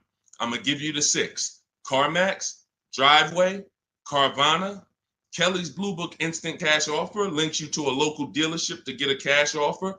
Auto Nation links you to a local dealership to get a cash offer. Car Gurus link you to a local dealership for a cash offer. This takes 20 minutes. This is step 2 in my book. I call it the equity assessment. You have to maximize the value of your current car. You're also going to learn that we don't mix transactions here. What does that mean? Whenever you do a trade-in, you're doing 2 transactions with one dealer. What does that mean? Every time you buy a car from a dealer, that's 1 transaction you did with that dealer. If you trade your car or sell your car to them, because that's what you're doing a 2nd transaction with that dealer. If you get your loan from them, you're doing a 3rd transaction with that dealer. And every time you do that, you're doing exactly what they want, because you're not giving you're not bidding out your loan on the open market to give multiple banks and lenders a chance to compete, and you're not listing your car on the open market, giving all of those 6 buyers that I just named a chance to compete. That's how you get the most money. You cannot get a great deal without maximizing each part of the transaction. You can't think that the same dealer that you bought your car from is going to pay you more money for your old car than anyone else would have paid you. That's why we do not trade. There's only one circumstance where you must trade. That's if you have a lot of negative equity and you can't pay the difference. So if these companies, Carvana, Kelly's Blue Book Instant Cash Offer, CarMax, all the companies I named, they're going to pay you more than any dealer. Now, if you have negative equity after you get those offers, then you'll see, all right, the best thing for you to do is to pay the difference. Because if CarMax's offer is 19 and no one else is going to touch that, that's going to be the smallest amount of negative equity that you can have, because you got the highest amount for the car. If you go and trade that in, that dealership might only give you 17, which means whatever negative equity you had over here selling the CarMax, 2,000, 3,000, 5,000, it's going to be more because you're getting less for the car. So but if you can't pay the difference, cover the difference of the negative equity, then do a clean transaction. That's what I recommend. But some people don't have the cash to do that. Then you must trade, which means you go and whatever dealership wins your business, they're going to have to be the ones to trade, because you need them to bring that negative equity over to the new deal. That's why you must stay out of negative equity. You must learn the reasons for negative equity. You must understand what causes negative equity, and then you must stop it. Because some of you, every single transaction you do, you have negative equity. There's a reason for that. You don't understand leasing. That is your problem. That's another question we'll go into, but that is the problem. I've been doing this 14 years, working in car dealerships. I've been educating people like you online since 2021. We got thousands of students, 10,000 books. So we do this. Negative equity is caused by either a short-term emergency where you switch your cars. Hey, I needed a bigger car. I thought I was going to keep this car forever, 8, 9, 10 years. But, my wife just had triplets. We needed a bigger car. We got to switch it. That's fine if you're going to pay off the car and keep it long-term. But if you're just switching cars, hey, I get a loan, 5-6 year loan, switch the car in 2 years, 3 years, roll the negative equity over. You keep doing that. The reason is you don't understand leasing, and you're in a financial structure that is going to penalize you for these short-term trades, and when you should be learning about getting below market leases. And we talk about that a lot on the stream. So great question. We do not trade. All of this is in my new digital book, Cars from Home, 7 Steps to Saving Time, Money, and Avoiding Dealerships. You can get a copy for 75% off as part of our launch offer in my TikTok bio, in my Instagram bio, in the YouTube comment section, or in the Facebook comment section. But it's only for 30 minutes. Once the 30-minute timer goes to zero, it's $97. And it's worth every penny at $97, but $24 is better. So go there, get your book, come back to the show. All right, see you in a sec. Go ahead, Dolan. Next question. $10,000 upsell. And you know what? Listen, this person grab this question, Dolan, for the next question. She said, I bought a vehicle during the pandemic, $10,000 upsell. I want to tell her about Bonita, but that'll be the next question. Let's get to C. Robinson on Instagram.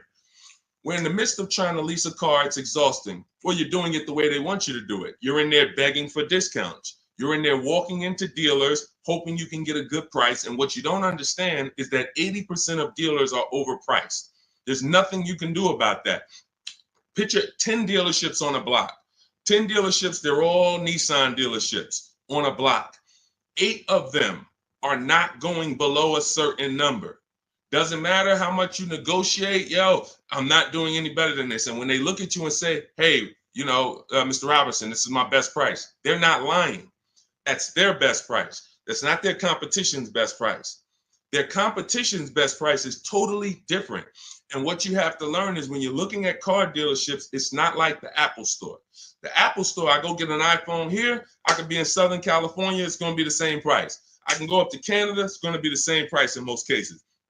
This is a convenience aspect. They fooled you into thinking, oh, the Nissan dealer you're at, we're just the closest one, but we're all the same. They're not the same. They compete every single day to see who's going to sell more cars. They report their numbers at the end of the month. They're competitors. They sell cars for different prices. So what you have to now do is bring that competition into your car shopping. You cannot do it going from dealer to dealer. If 8 out of 10 dealers are overpriced, then you need to figure out, how do I talk to all these dealers or communicate with them at one time to where I'm going to be able to get numbers from all of these dealers or whoever has a car, and I'm going to pick the winner. That is what we do. That's why our entire mindset and philosophy is called Cars from Home. There's only 3 reasons we're in a car dealership: to test drive, then we leave; to have our car appraised if we're selling it to a used car manager, then we leave; or to pick up our car because they don't deliver. That's the only 3 reasons. We are not there to talk numbers. We're not there to find out what's the specials of the day. We do all of that from home, online. You have the internet at your disposal. You wouldn't walk into a store to buy a $2,000 TV. Nobody would. No one who wants to get a good price on the TV, you'd be at home looking at all the TVs online and then saying, okay, boom, that's the best one. And you can make that decision in minutes because you have the internet at your disposal. It's the same way with cars. We have the online shopping system that allows you to get 5 offers because you must get 5 offers. I just told you 80% of dealers are overpriced. So that means 4 out of 5 dealers are overpriced. When you walk into Nissan and say, hey, there, can I get a quote on a lease? And they give you $799 a month, you leave saying, man, Nissan's expensive. No, Nissan of Bergen County is expensive. Nissan of Bay Ridge is expensive. You need to understand that that is one dealership. And when you grasp that, you won't be going into dealerships to get prices anymore. You'll be sitting at home like we do, getting prices online so that you can see. When you go to my book page, you'll see dozens of people. We share all. I've helped so many people learn this. I'm so fortunate because once I saw that they were able to do this, it just made me say, let me keep sharing their stories. See, anyone knows, okay, Deshone, you've been selling cars 14 years. You've been doing this since 2006. Obviously, you can get great deals. That's why all I do is share what my people who learn from me get, their deals, because they're all that matters. So you want to get 5 offers, Mr. Robinson. It doesn't matter if you're going to call and do it. Talk to sales managers. If I was calling, I would be calling and talk to salesmen. Now, who does not like talking to car dealerships? Type me in the comments. Stay close to your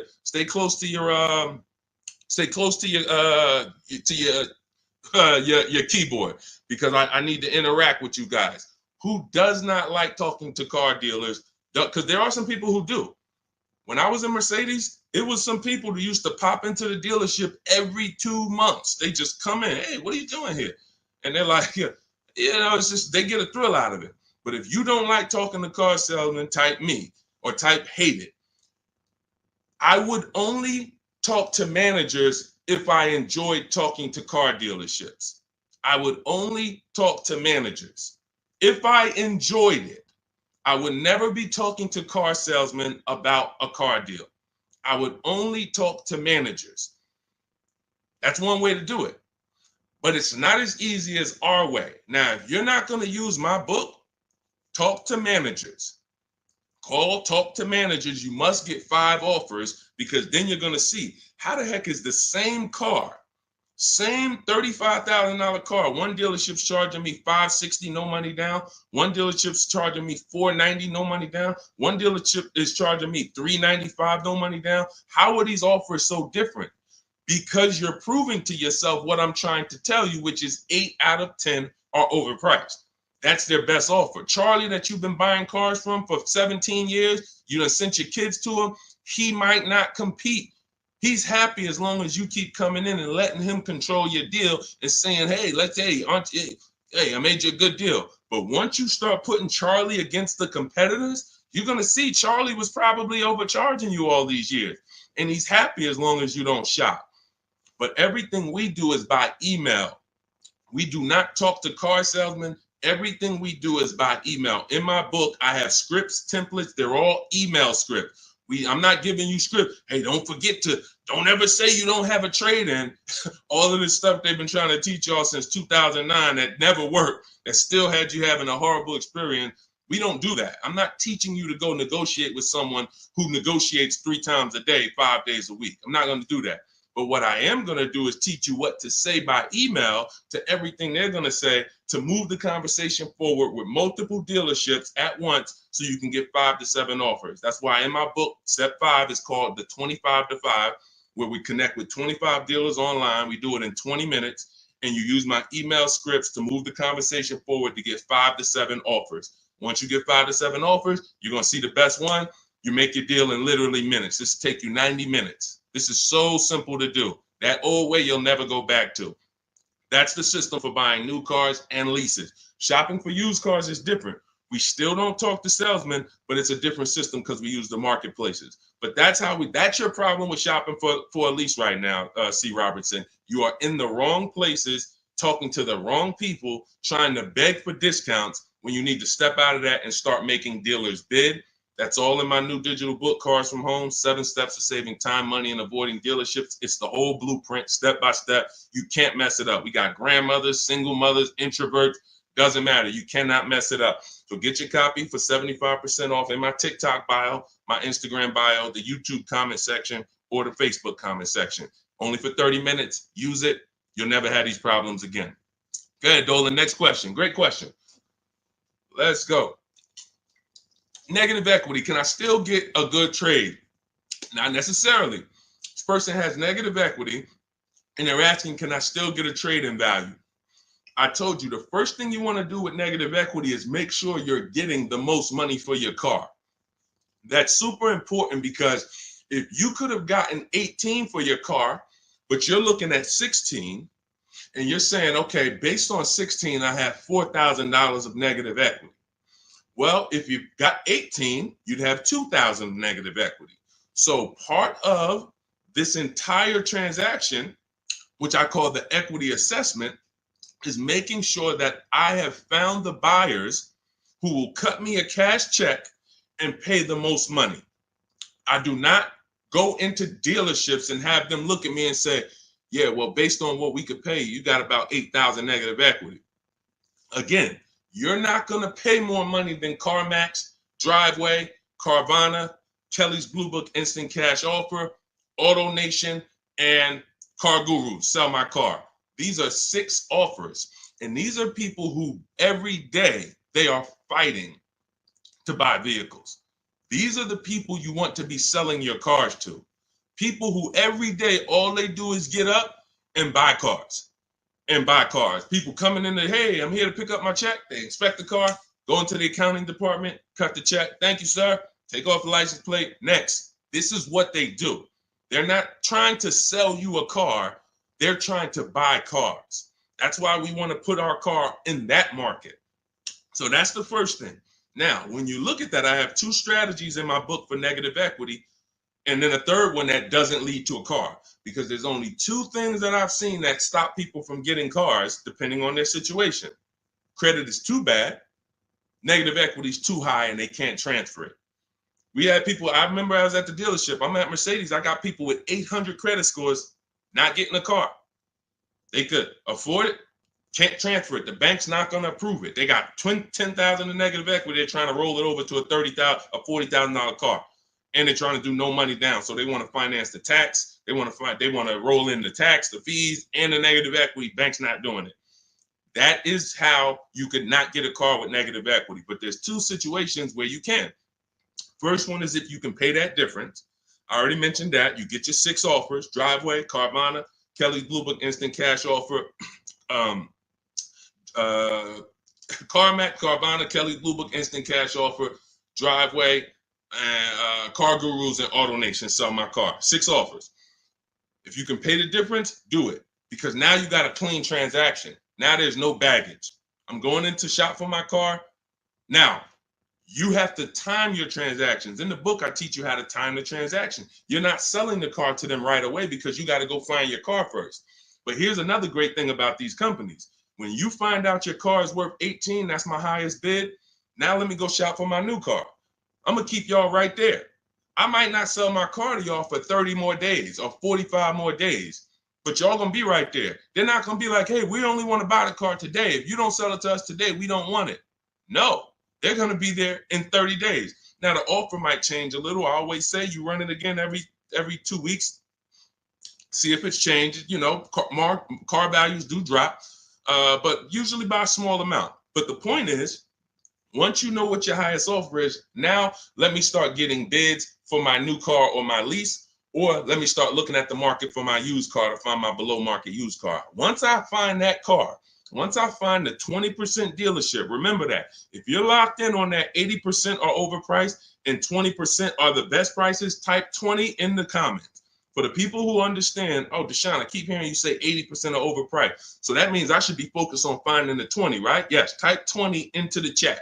So I know you are locked in on understanding this. So now you're looking for this 20% dealer who's going to sell the used cars at the best prices, who's going to give you the best prices on the leases. I'm not seeing enough 20s come in the chat.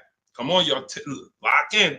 Don't be distracted. It's too many things. Don't be reading other people's comments. We got some weirdos that come in every day. They talking about stuff that's unrelated because they're trying to distract you. You need to focus so that you can keep the most money in your bank account. Serious financial conversation we having right now. So now you're shopping for your 20% dealer. Now, perfect. I found my below market used car. I found my below market offer on my lease.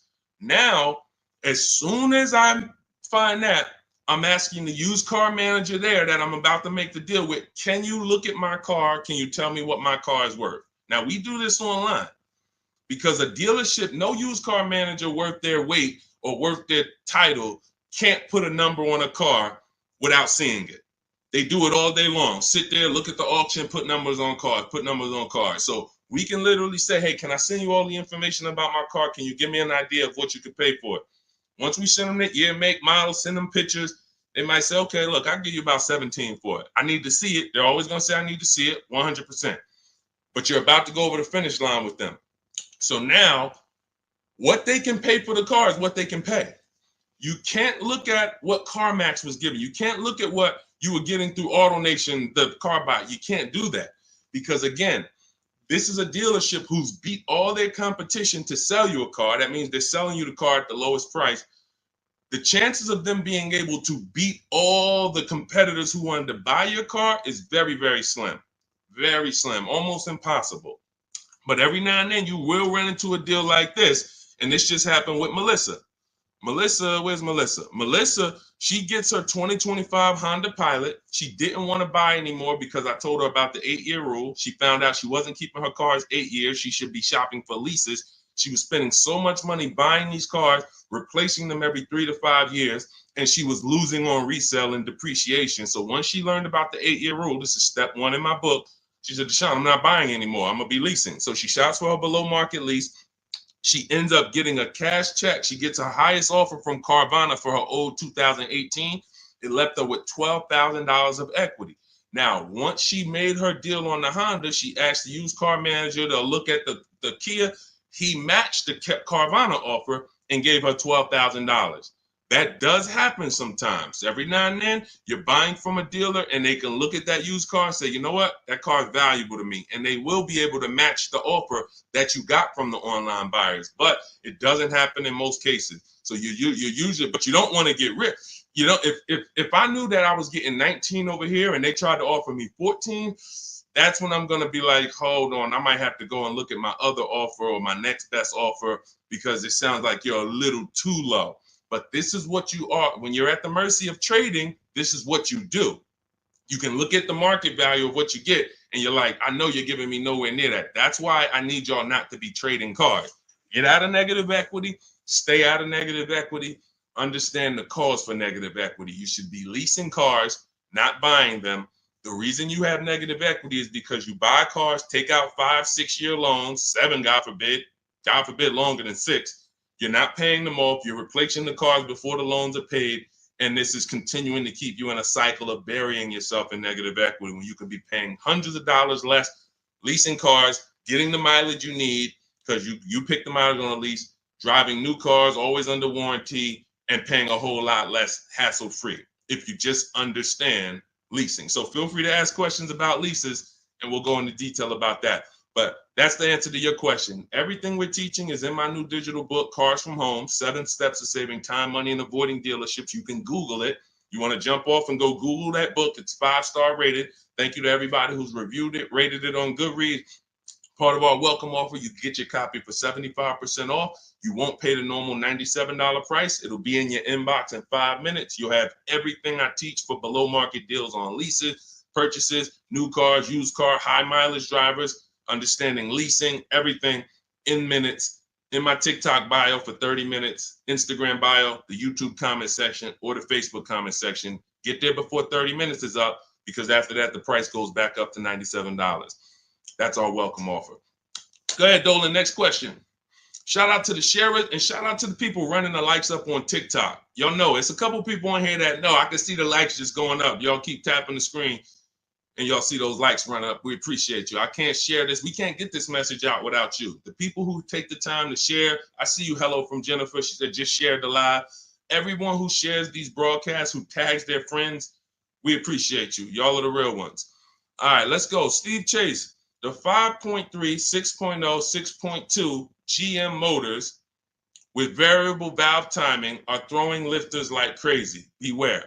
Okay, well, listen, that's what we would check in our reliability and our longevity checks. See, so he's talking about the engines on these vehicles and the variable valve timing engines.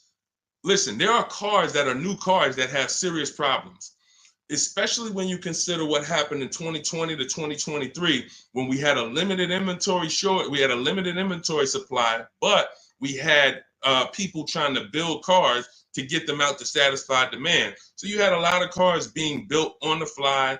But here's the thing. Step 4 of my process, which is shopping, not buying, we're doing a longevity check, a reliability check, and an initial quality check. Any vehicle you're doing, if you're leasing or buying a new car, you need to understand these 3 terms. Initial quality is, what is the data saying about the car the first 3 months? What are the owners saying? Is the technology clunky? Is it hard to use? That's initial quality. First 90 days that the vehicle has been in existence, what is the data saying?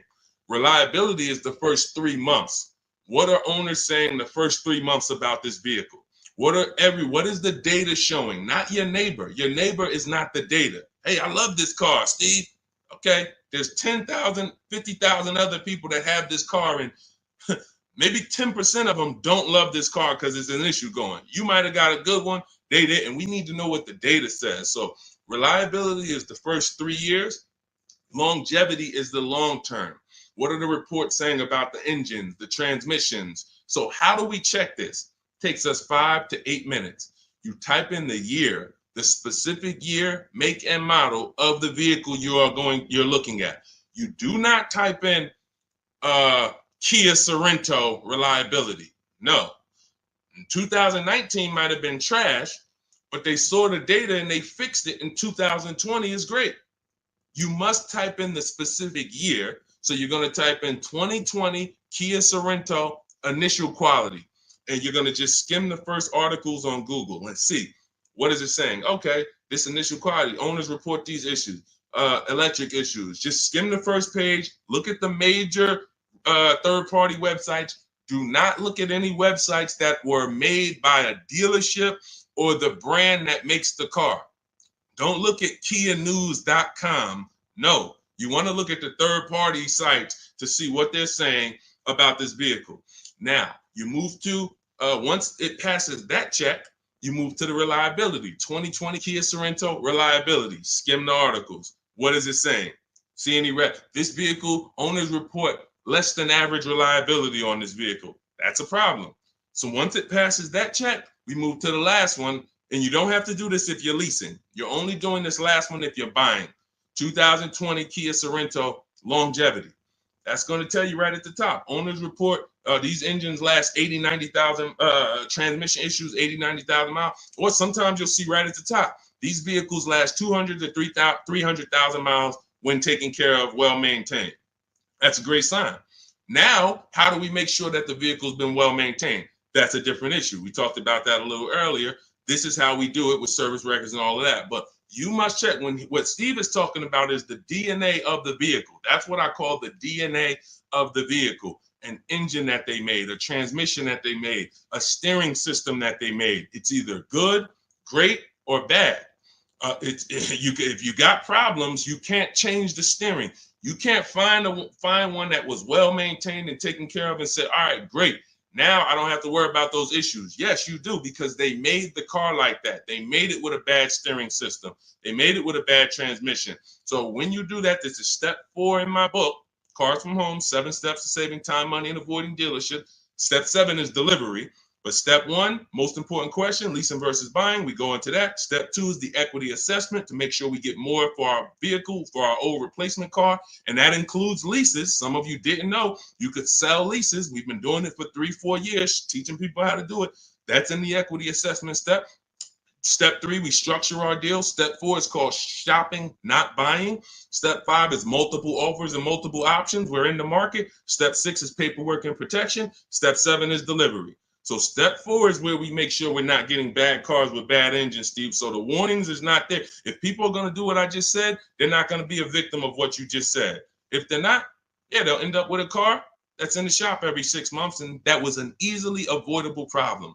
So you can get your copy of my digital book in my TikTok bio, my Instagram bio, Facebook comments, or the YouTube comments for 30 minutes only. You get 75% off as part of our welcome offer.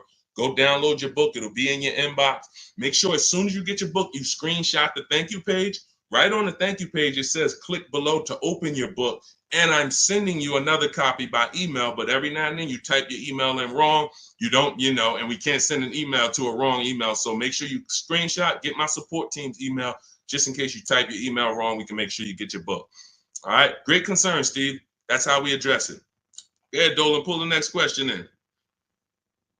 All right, great questions today. I'm loving these questions. What's going on, Duchess of Kings? I probably butchered that. Forgive me. Should I sell Hyundai Sonata that is highly stolen vehicle? I'm not understanding that question. Should you sell the Hyundai Sonata, which is a highly stolen vehicle? You're gonna have to, try to clarify that question. Now, Dolan, there was a question on TikTok I mentioned earlier about somebody who said they bought a car during the pandemic, a $10,000 upsell. It's from Hey, it's Elmo. Okay, perfect. Hey, it's Elmo says, I bought a car during the pandemic, $10,000 upsell. This is the sad part about what happened during the pandemic. They made you think that everyone was selling cars at those prices. And that's where I birthed the system that I teach about making dealers bid so that you can see that 80% of the dealers, even back then, were overpriced. I had friends in the car business, still do that, with managers that I was calling during those times. And we were talking about what dealers were doing. And it was like, some of them were disgusted with it. Very, very few of them were moving like that. They were selling at list price. Very few were giving discounts, but no one was charging $5,000, $10,000 over sticker. So I knew that.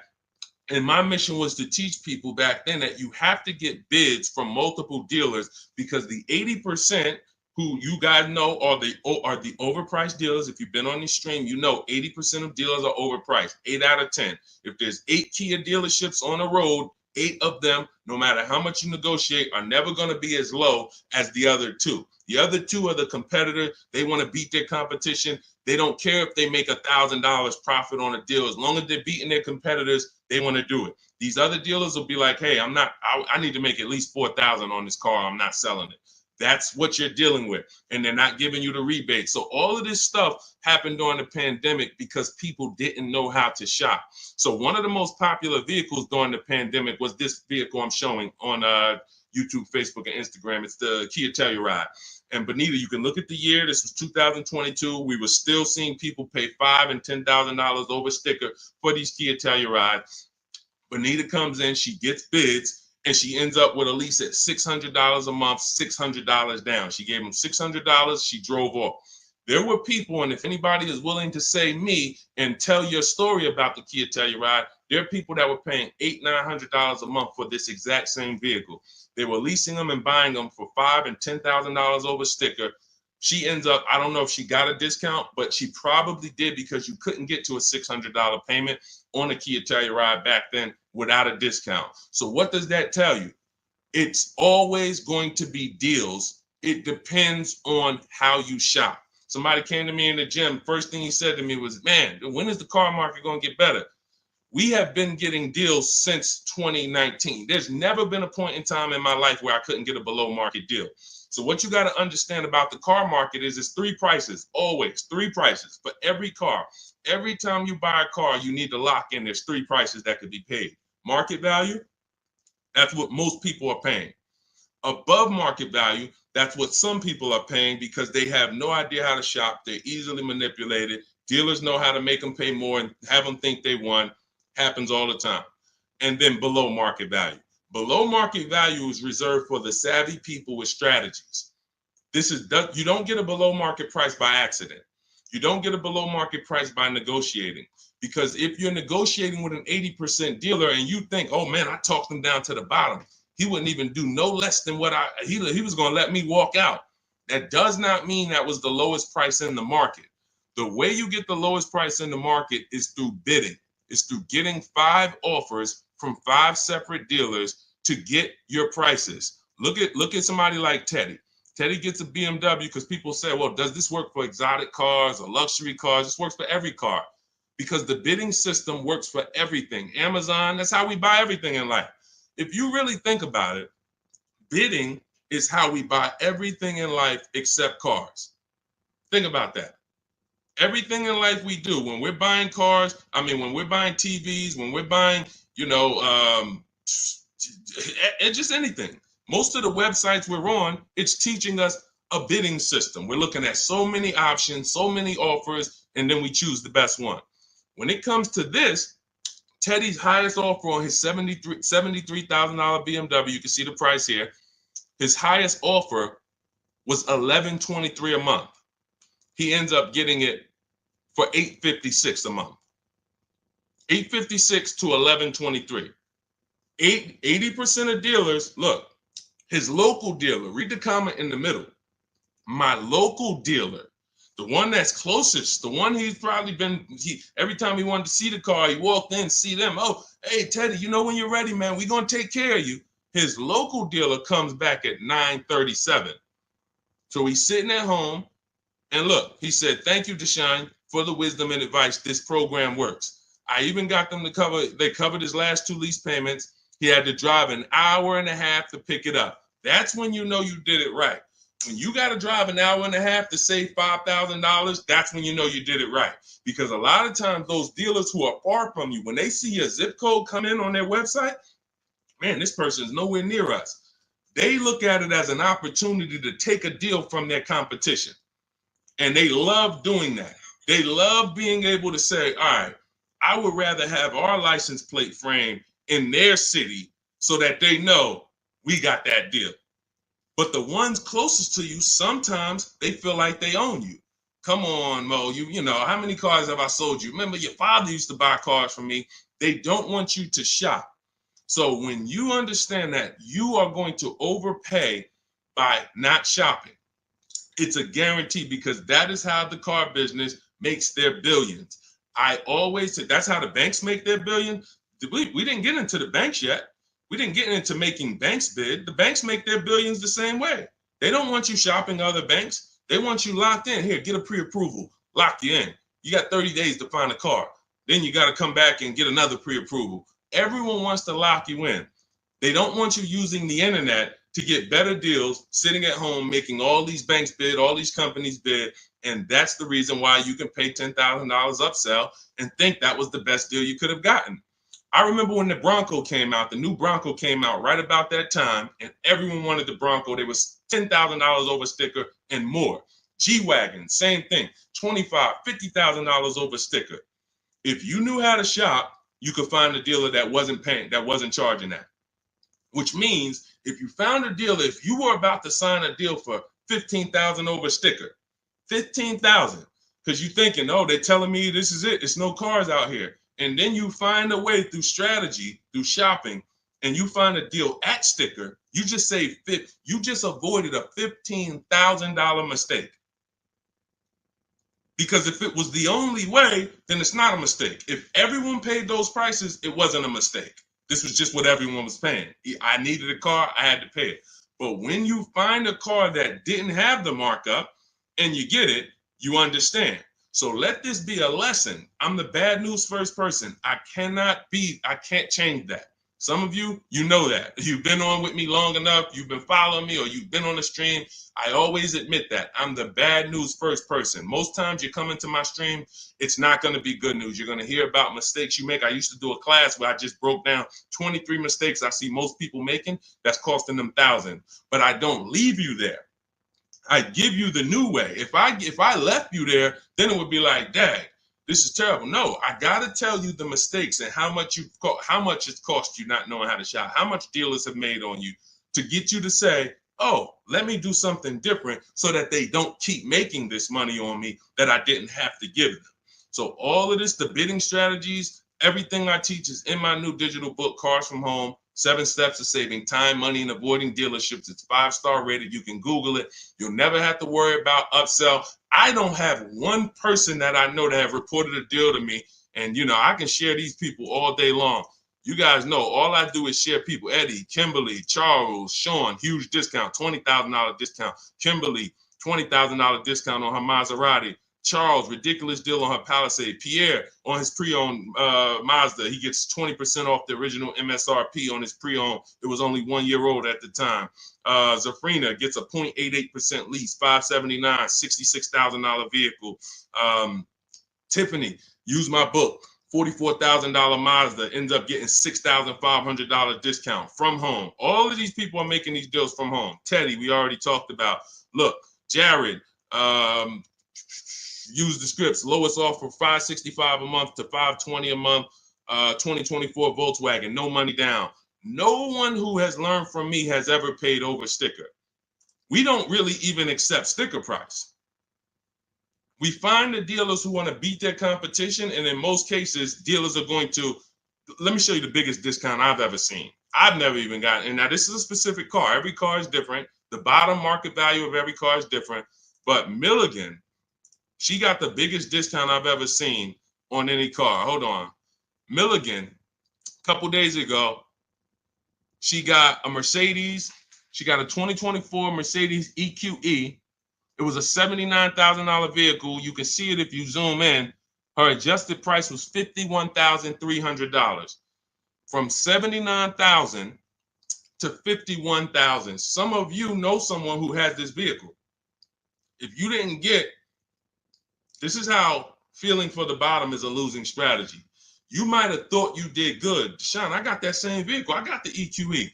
I got $10,000 off. I thought I won. Milligan got $27,000 off. Let that sink in. You can't feel for the bottom. You can only have dealers bid to find the bottom. You don't know what the bottom is. They want you to think you won. Hey, you got 10,000. Ain't that good enough? Yeah, I guess. I never got 10,000 off a car before. If this particular case, you would have lost $17,000 overpayment. So this is what bidding gets you. You want to learn to make people bid and stop negotiating with one dealer or two dealers. It's a losing strategy. All right, go ahead, Dolan. Next question. Great questions today. Keep them coming. Keep them coming. Dang, y'all running the likes up on TikTok. Thank you so much. We on 2 TikTok channels right now, if y'all didn't know. Every time y'all hear something y'all like, y'all keep running those likes up, man. I appreciate it. That really matters. And shout out to the people who shared, who tagged somebody. If you haven't tagged your best friend into the broadcast, I got to question what type of friend you are. Your best friend out here right now, car shop, and you don't even know it. And you getting all this gold and you haven't tagged them in. What's up, Tracy on TikTok? Lease is up in 2 months. Use the private broker. How do I know if he gives a good deal? Great question. Most brokers are ripping you off. And here's the thing, they're controlling your deal. They're not bad people. They're just about the profit. So as a broker, we work on trust. When I was a broker, it was a trust system. So I care about you more than the dealer. Let me represent your interests. Here's the problem.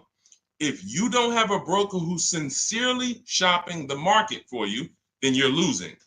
We always separate our transactions. I call them the 3 pillars of great car deals. Who you buy your car from, that's one pillar. You need to get a great deal there. You need to get the best deal, who you buy your car from, 80% to 20%. Who I sell my car to, that's another transaction. And that includes an old lease. We haven't talked about selling leases yet. No one's asked. But we sell leases. If there's equity, we sell them. So if you give that broker your old lease and you didn't do an equity assessment, now they have control of that. And then lastly, if you're not leasing, you're getting a loan, who you get your loan from. That's the 3rd transaction. So there's money in each of these transactions. There might be $7,000 with rebates and discounts in the car you're buying. Could be more. You saw Milligan's deal. She got $27,000 off. It was huge rebates that no one knew about. Then you have money in your old car. You might have a couple thousand equity in your lease or equity in your old car. Now you're giving them control of that. And now the car that you're, if you're getting a loan, the interest rate, you're giving them control of that. If you could have got 5.9, but they're giving you 7.9, then there's markups in your interest rate. There could be $2,000, $3,000 in markups there. So you're giving them control of all of this money. So how do we sincerely know if a broker has gotten us a great deal or not? They're giving us a market report. See, in Cars from Home, in my book, you're going to learn to do a market report. Very simple. 25 dealers in my book, step 5, we reach out to 25 dealers online. Takes us 20 minutes for a new car or a lease. I call it the 25 to 5 because we're connecting with 25 dealers online using my email script, and we're going to get 5 offers minimum. 25 to 5. So at the end of making our deal, everyone who I just showed you has a market report. They know what this dealer said, what this dealer said, what this dealer said, what this dealer said. This dealer didn't have a car. This dealer didn't have a car. This dealer had a car, it was the wrong color. This dealer, then they have these offers so that they know they didn't leave any money on the table. And they do this in 90 minutes. So literally connecting with 20 dealers takes 20 minutes. Using my scripts and all my copy and paste stuff takes 90 minutes to make these deals online. And we know that we didn't overpay. If you're buying your new car, you're looking at all these offers, you guarantee I didn't overpay. If you're getting your selling your old car, what are the numbers from CarMax, Kelly's Blue Book, Instant Cash Offer, Carvana, Driveway, AutoNation, and Car Gurus? What are those 6 offers? If the broker didn't tell you this is what the 6 offers are, this is what your offers are for your old car, they usually have a wholesaler that buys the cars from them. Hey, this person wants to sell a car. Hey, what could you pay me? And then this wholesaler cuts them a check for $1,000, $1,500, $2,000, and then they take the car. They're using their network. They're not taking you to the market. That's the problem with brokers. When I was brokering, I had a network, but it was always trying to expand. But here's the thing, every dealer doesn't work with brokers. Every dealer won't pay a broker. So you might think, well, I paid them $500 or $1,000. They want to also get paid from the dealer. The dealer cuts it. That's why most brokers make deals with the same dealers, because those are the dealers who do business with brokers. They'll cut them $1,000 check, $2,000 check. If you bring them a heavy customer who gets a G-Wagon, they'll cut them a $4,000 check. If that's not in their network, they're not going to shop you to those people. So you're giving control of people, you're giving control of thousands of dollars of your money to someone who's going to control it on a process that you could do in 90 minutes once you learn my strategies. It's no point in you could be a broker. Anybody who uses my strategies could literally go to people in their town and say, hey, man, I'm a master at this. Pay me $500, I'll shop for you. This is how I would broker. I would be getting reports. If I was shopping for a used car, using my strategies in my book, the multiple marketplace strategy, you're able to see the low side of the market. I teach you how to assess what are the low side, what's the high side. I teach you how to narrow it down to your top 3 to 5 choices. I teach you how to get the new car price so you know what the real discount is and what the real equipment is. You could give that to a customer. They'll be like, no one's ever done this for me. That was worth every bit of the $500 I paid you, $700 I paid you. But if a broker is not doing that and giving you a transparent spreadsheet of offers, then they just controlled your deal, sold it to their network, and collected the biggest check for you, for themselves. That's how it works. So get your copy of Cars from Home, my new digital book, 7 steps to saving time, money, and avoiding dealerships. Part of our welcome offer. You get it for 75% off. It'll be in your inbox in literally minutes. You can go to my TikTok bio, my Instagram bio, click the website, or my Facebook comments, or my YouTube comments. Click the website to activate your 75% off. Get your book. You'll have all my strategies for below market leases, paying less than everyone for new cars, used cars, how to get quality cars, high mileage drivers. We got a lot of questions that haven't been asked today. High mileage, selling leases, all of this stuff we haven't talked about. That's all in there step by step to make sure you pay less than everyone else and you do it from home without having to negotiate or beg or have down payments or any of the stuff that they want you to think you need. But after you get your book, make sure you screenshot the thank you page because it has my support email on there as my team. In case you type your email wrong, we'll make sure you get your book. We can't send the book to a wrong email. Also, as soon as you get your book, you'll see a link below. It says click below to open your book because you might want to just open it and save it right there to your computer and then come back to the stream. But go get your book. It's part of our welcome offer, but it's only for 30 minutes. Once the 30-minute timer is up, price of the book goes back up to $97. And some of you knowing what you know, knowing what we've covered in this stream so far, you understand the book is worth every bit of $97. It's worth more than that. That's a book that I could actually sell for $297. And the people who get it would be like, this book was worth every bit of the $297. So even if you miss the 30-minute timer and it's $97, it's worth every penny. But you need to get your book if you don't want to bother remembering this or whatever. It's my whole blueprint. And Google it. Google it if you want to hear from your peers about how great the book is. Thank you to everyone who's reviewed it, everyone who rated it. It really matters. All right. Goody from TikTok. Does your book explain how to find out if dealership has rebates? So a dealership doesn't have rebates. The manufacturer has rebates. See, they make you think we have a military deal. We have rebates. No, it goes to the region because the manufacturer has to keep the dealerships competitive. So he can't give one Jeep dealer $2,000 rebate without giving it to the other Jeep dealers. It doesn't come from the dealership. It comes from the manufacturer. This is a clue for you to understand that one dealer can't do something another dealer can't do. If one dealer who earned your business, when you use this bidding system and you start getting at least 5 offers for cars, beats everyone else, you'll see, wow, they're taking off $10,000. These other dealers wouldn't take off no more than $5,000. What, did they have better programs? No, they didn't. They just were comfortable selling and competing against their competitors to beat them, and they gave you all the rebates and everything they had to make a deal with you. These other dealers wanted to make $5,000 on you, $7,000 on you. They weren't going to go below that. So when they said, hey, Goody, that's our best offer, they weren't lying. That's their best offer, but it wasn't their competitor's best offer. So the only way you are going to get the rebates is for you to understand you cannot ask for them and get the truth and know the truth. You have to get bids to reveal the truth. You could have a $5,000 rebate on a vehicle. Dealer might come to you as you walk in because you're negotiating and that's what they like. And then you say, hey, give me your best price. And they say, okay, well, I'll give you this. And by the way, we got a $2,000 rebate I threw in there for you. Oh, that's great. Now you think you're doing good. They just told me about a $2,000 rebate I didn't even know they had. You go to another dealer, they tell you it's a $3,000 rebate. But once you get bids and you're looking at 5 to 7 offers, you see, wow, it's actually a $5,000 rebate. You have to reveal that. We had a woman in California, Shonda, she was buying a Volvo XC60 or XC90 at the time. She's using our strategies. She's in Northern California. She got a Costco program rebate on our scripts in my book. I teach you how to put any affiliations you have. There's certain things you must have when you contact a dealer for a new car quote or a lease quote. They need to know your zip code, what you do for a living, what vehicles in your household. Many of you can't get quotes because you're just not giving the dealer what they need to actually give you a quote.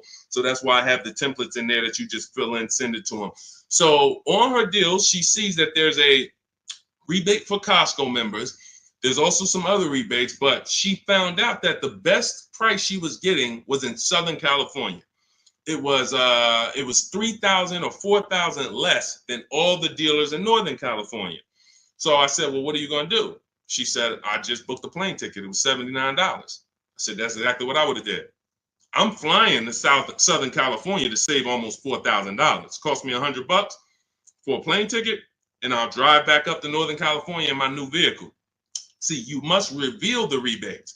Dealers will tell you there's 5,000, there's 8,000, but if you're dealing with an 80% dealer, and all of you who've been on the stream, you know the 80% of dealers are overpriced. We've already talked about the 80 and 20. Out of 10 Volvo dealerships, 8 of them are going to be overpriced. No matter how much you negotiate, you can't win. You're never going to get a below market price from the 80%. But the 20% are going to reveal what the true rebates are. They're going to reveal what they have to work with. They're going to, if they have $5,000 of negotiating room and they're trying to beat their competition, they're going to give you like $4,000 of that plus the rebates. They don't care if they're only making $1,000 on the deal because they want to sell the car and beat their competition. The other dealers, the 80%, they're not there. We're not making less than $5,000. We're not doing the deal. And that's it. We'll sell it to somebody else. We'll sell it to somebody else who doesn't know how to shop. We'll sell it to someone else who walks in and tries to negotiate with us. We'll sell it to somebody else who doesn't make us compete against competitors. We're not going that low to earn your business, Mr. Goody. So that's okay. That's why we sit at home. We talk, we communicate with not just them, but with all of their competitors. That's why the strategy in step 5 is called the 25 to 5. You're going to be connecting with 25 dealers in 20 minutes using my email scripts to get 5 to 7 offers. And next thing you know, you found the highest offer, the best offer, and it might be an hour and a half away. Look at Sean's deal where he saved $20,000 on his F-150 Lightning. Some of you may know someone who has this vehicle. Didn't save 20 grand off of it. Look, he said $73,000 F-150 Lightning. He ends up getting $49.90 discount plus $15,500 in rebates. Now, I go to him and I said, look, because some of you would have been like, wow, that sounds like a good deal. We need to go and take that deal. But here's what I had to ask him. I had to ask him, if you don't know, if you haven't seen the other offers, we don't know for sure this is the best deal. We don't know for sure this is the best deal because what if you could have been Milligan and you could have got $27,000 off? Type dollar signs if you want all the money off. Type all the money if you want all the money. If you would be mad saving 20,000 because you could have saved 27, if that extra 7,000 would make you mad, would bother you, you didn't get that, type all the money. Type dollar signs if you like Deshone. Yeah, I don't care if I'm getting 20. If I could have got 27, I want the 27. So this is how we prevent that. You must get offers to find out. So the $15,500 discount from Sean is we don't know it's the best offer until we look at the other offers. Now let me find the clip where he explained how he had to go outside his state. Hold on, I got a lot of pictures here. He had to go outside his state to actually get the best offer. Hold on. Here we go, right here. He says, I guess I could have put a little more info on here. Yes, he said, I got about 15 quotes. I couldn't find anything under MSRP. I ended up expanding my search to 150 miles outside my area to find this deal.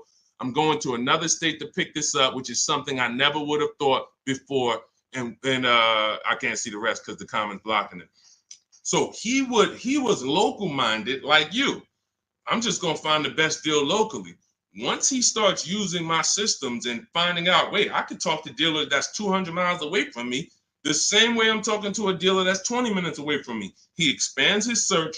The dealer who's in the next state over saves him 20 grand total, gives him all the rebates. He drives to the next state to pick it up. That is how you win. What's up, Aways? Good to see you. That is how you win. Local business is dead. That doesn't mean the local dealer won't win the bid, but they must win the bid. Car dealers are not your friends. Hey, you might have been, it's going to be hard for you if you've been inviting your car salesman to the barbecues and they know all your kids and all of that. The whole thing is trust. That's what they're basing it off of. And watch this. If they don't mind competing, you can still come to the barbecues. But I need to make you compete with your competitors, because I need to know if the price you're giving me is truly the best price. And if I've been your customer for 10, 15 years and you sold cars to my family, then every time you see we need a car and you see I'm putting you up against your competitors, you should be like, well, that's Mr. Goody right there. You go out, talk to your general manager, go to him and say, hey, look, I know we don't normally sell a car below this, but this guy, he's shopping different now. He used to just walk in and let us negotiate with him, and we make five grand on him, 4 grand, 3 grand, 8 grand. And now he's making us shop. I don't really want to lose this guy's business because they buy a lot of cars. Can we do something to beat all our competitors? Talk to your general manager and get it done. I go to his barbecues, he's invited me over. I know his kids. But if they get mad at you because they're like, wait, come on, what do you mean you put me through all of this now? Then you understand. You've been making money on me for years, and now you're pissed off because I'm making you compete. That's good. We needed to know that. Thanks a lot, Charlie. Hey, hope you enjoyed the barbecues. You won't be back. All of this is in my digital book, my new book called Cars from Home, 7 Steps to Saving Time, Money, and Avoiding Dealerships. You can get it for 75% off as part of our welcome offer. In my TikTok bio, click the picture of me. My Instagram bio, click the picture of me. You'll see a website there, and then click the button that says 75% off my new book as part of our welcome offer. I have one in the YouTube comments or the Facebook comments, no matter where you're at. Get your book, but it's only for 30 minutes. After that, price goes back up to $97. So $97 is worth it.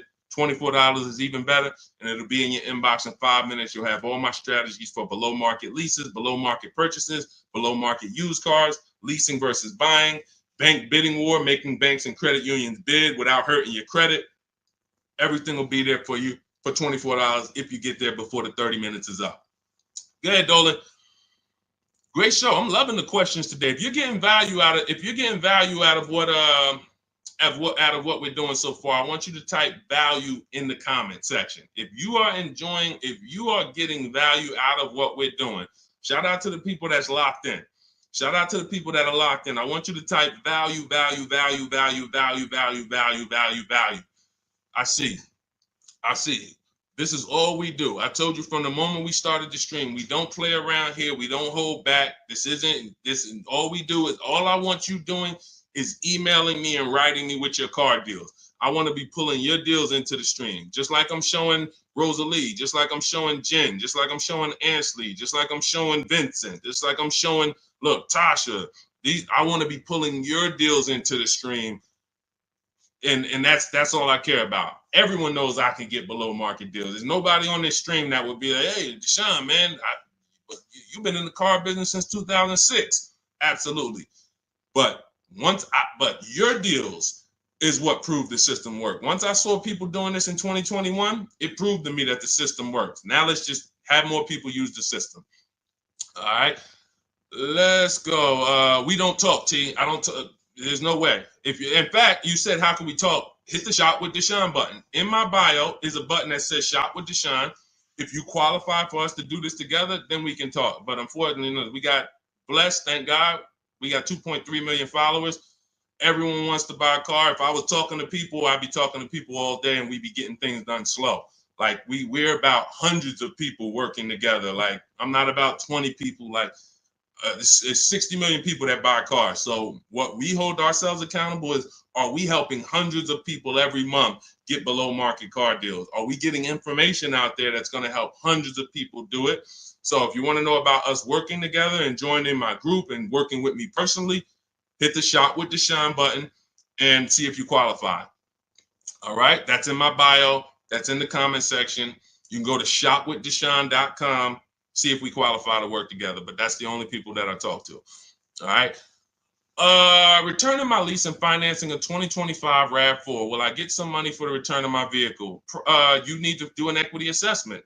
So if you first thing you do is you're going to go to Kelly's Blue Book Instant Cash Offer. You're going to go to Auto Nation. You're going to go to Driveway. You're going to go to Car Guru, Sell My Car. You're going to go to CarMax. You're going to go to Carvana, and you're going to put all the information about your vehicle into those websites. And when they get to the part where they say is the vehicle owned, leased, or financed, you want to type owned. You just want to know what the raw value is without them knowing it's a lease or purchase. None of that. Just want to know what the value is. You're going to call your bank. You're not going to do this process takes 20 minutes, and we've had people make $3,000, $5,000, $10,000 doing the equity assessment. Don't be lazy with this. Call your bank, ask what your payoff is, and when you find out what your payoff is, compare it to the offers. And then you're going to ask, do I have a third-party restriction? The third-party restriction doesn't limit who you can. It doesn't limit your ability to sell. It limits who you can sell to. So if you are selling to a third party, that means you can sell to Carvana. You sell to CarMax. You don't want to buy your car and then resell it.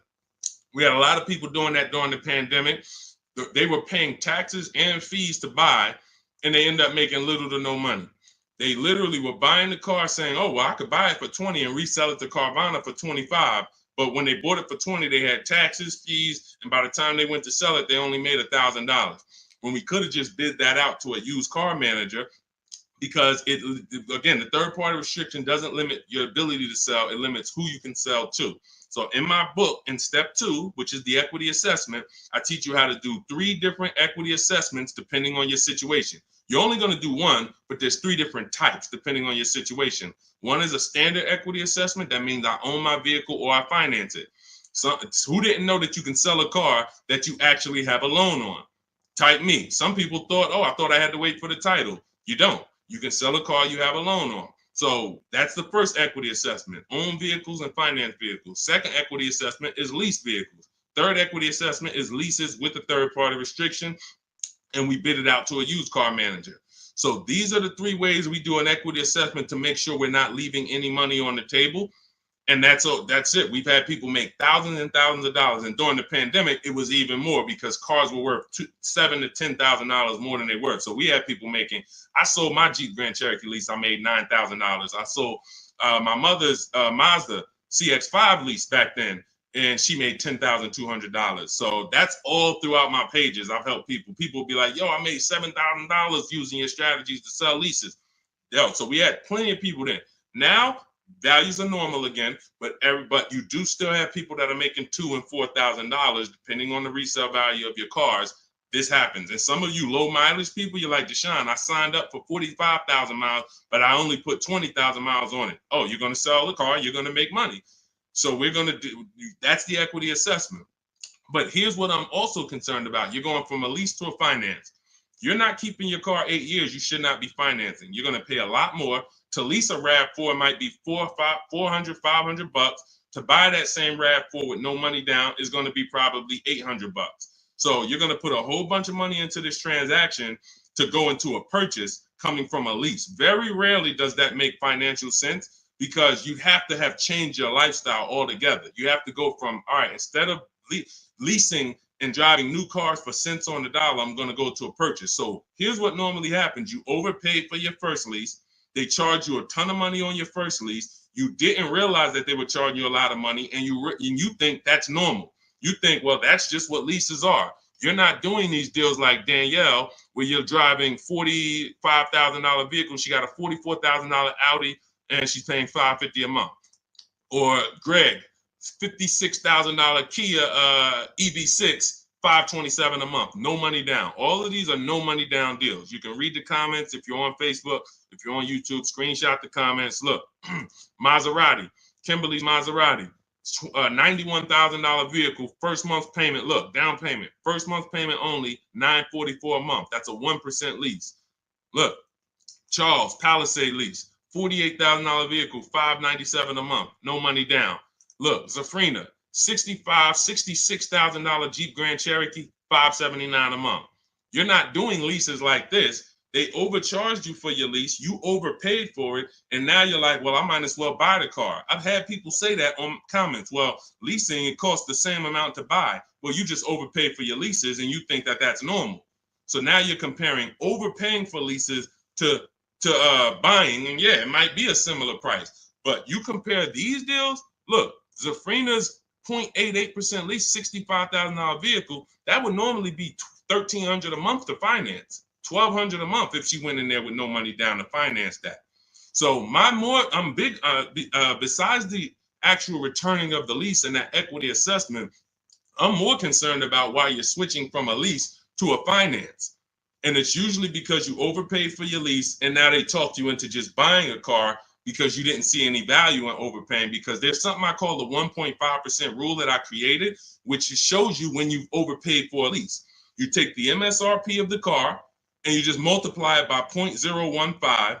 Your payment cannot be any more than that with no money down at 12,000 miles per year. So if I took my car, if I'm looking at a $50,000 car, the max I do multiply by 0.015. The highest my payment should be with no money down is $750. With no money, and that's the highest. That doesn't mean that's a great deal. I just showed you 1% leases, 1.2% leases, 0.88% leases, but this is where it caps out at.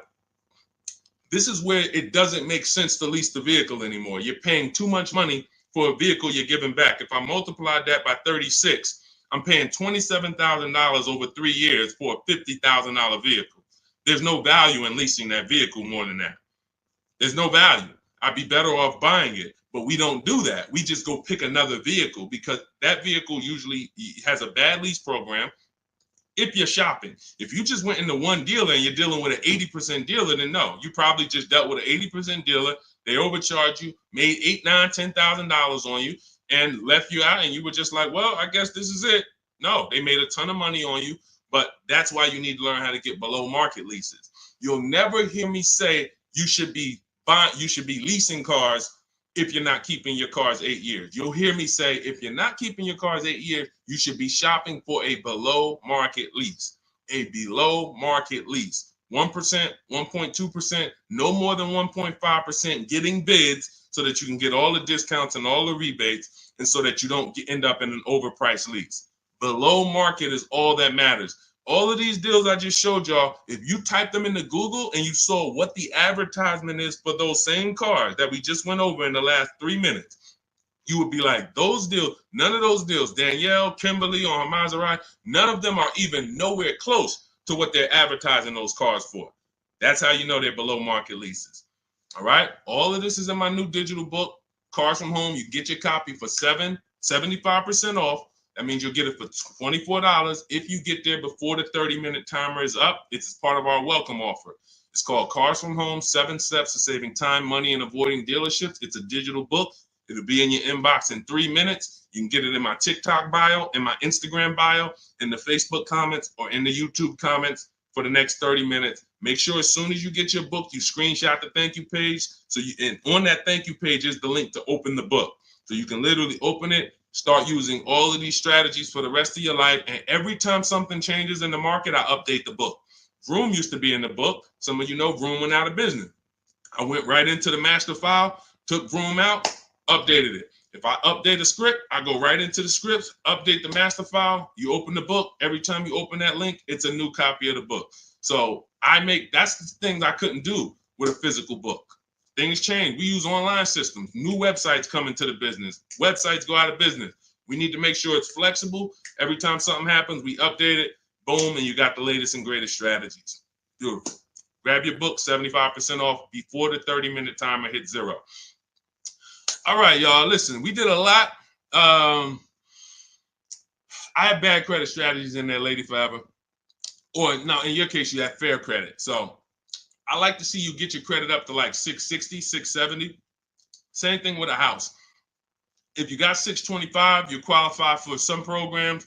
But if you get yourself to a 660, 670, you qualify for better programs. So I like to say with cars, get yourself out of that manipulation zone. That manipulation zone is really the mid-6s. Most people could qualify for tier 1 on a lot of vehicles with a 670 score, 660. And it also depends on your profile. In my book, I teach you about profile. It's more important than score.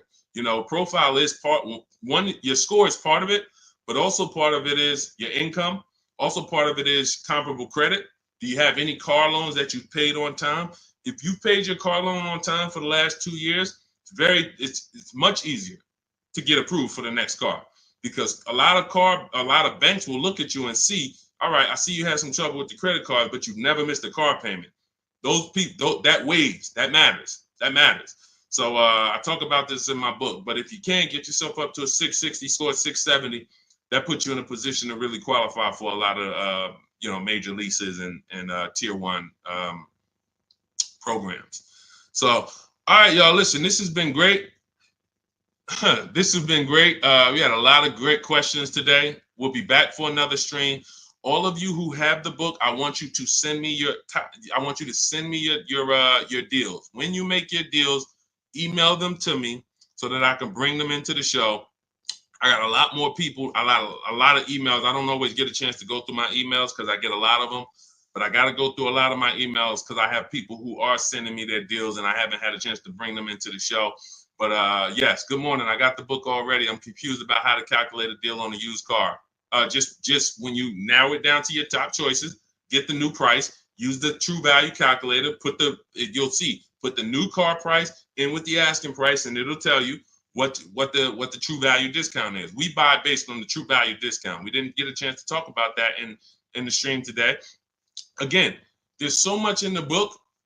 We could be here for 2.5 hours talking about different things, because me talking to you about leasing is different than what I'm talking to a person who's buying a used car about. That's different than a person who's buying a used car cash or buying a new car cash. That's different than a person who's going to be using the bank bidding war and putting banks against each other. That's different than a person who's going to be coming from a lease, selling their lease. That's different than a person who's going to be selling their lease with a third-party restriction. That's why in my book, you're not reading everyone's strategies. You're only reading what matters to you. I have links where it warps you to the next section that is applicable for you. If you're not leasing, you're not reading anything about leasing. You're on a purchase path and you get to the end of the section and it says, okay, if you're purchasing, then based on this, click this link. If you're doing this, if you have good credit score, click this link, it warps you here. If you have bad credit score, click this, it warps you here. So it's all about making sure you're on a path that is applicable to you, not following a bunch of advice that is for someone else or even a deal you might make later. You'll use the used car strategies, but that's later. Right now, I'm on the lease path. I don't need to read about used cars. This is how you stay focused and get to your goal really quick. But that's how we do. Just follow it again. You got to realize this is a new system for you. You're not used to having a process. So if you need to just go through the steps again, let me make sure. He said, do this first. Let me make sure I did that. Said, go to the websites, open up accounts. Okay. If you didn't go to the marketplaces and open up accounts, you skipped the process. You can't just open the websites and then don't set up your accounts, because now every time you come back to the marketplaces to shop for your used cars, you don't have any alerts. You don't have any new inventory alerts. You're not getting alerts of the new inventory. He says, set up a shopping email so I don't mix it with my personal email. If you go and you're getting offers in your personal email and you're like, Deshone, it's hard for me to get to these offers. Yeah, that's because you got your work email, you got your internet stuff, you got your sites that you've been visiting, you got your newsletters you're a part of, and now you're trying to communicate with 25 dealers in that same email thread. It's never going to work. That's why I set up a shopping email. I say set up a Google Voice. We don't just have dealers calling our phone, so we don't have to talk to dealers. We don't have to, yo, Deshone, how can I stop these dealers from blowing up my phone? You skipped the step. You didn't set up the shopping phone number for free that I told you to set up. Put on do not disturb so no one can even talk to you. These are all steps that you need to review. But here's the beautiful thing.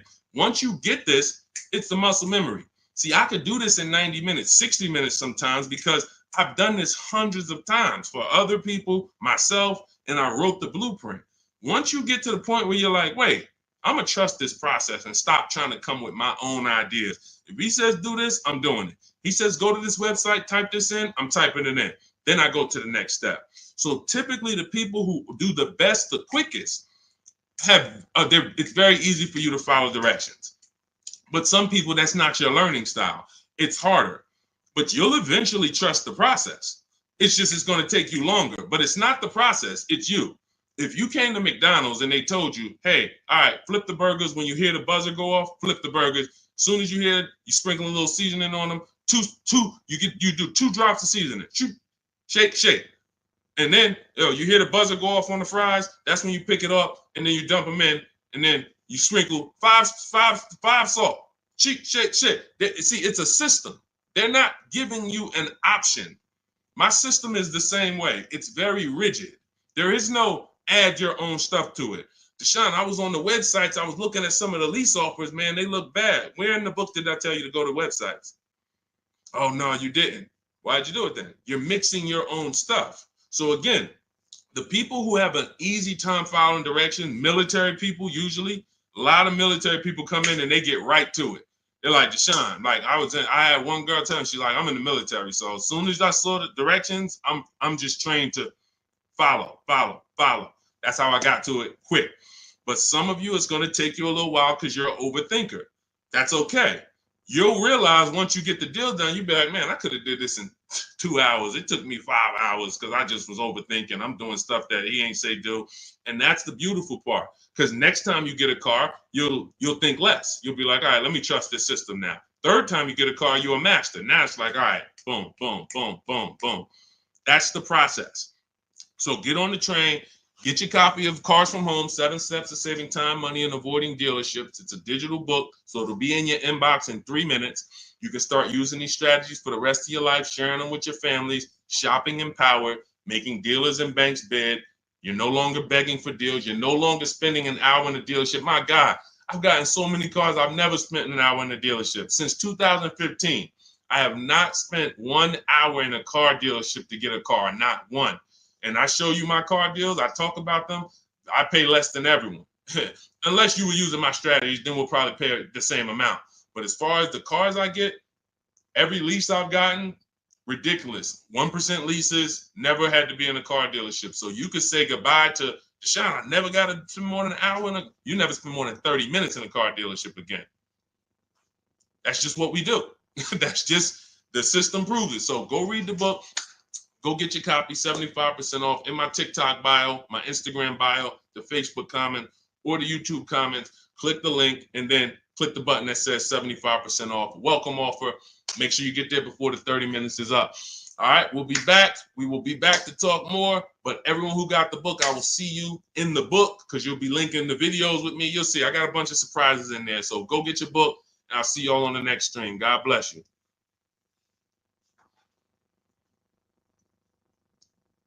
Yeah, this was a good one today. Had fun today.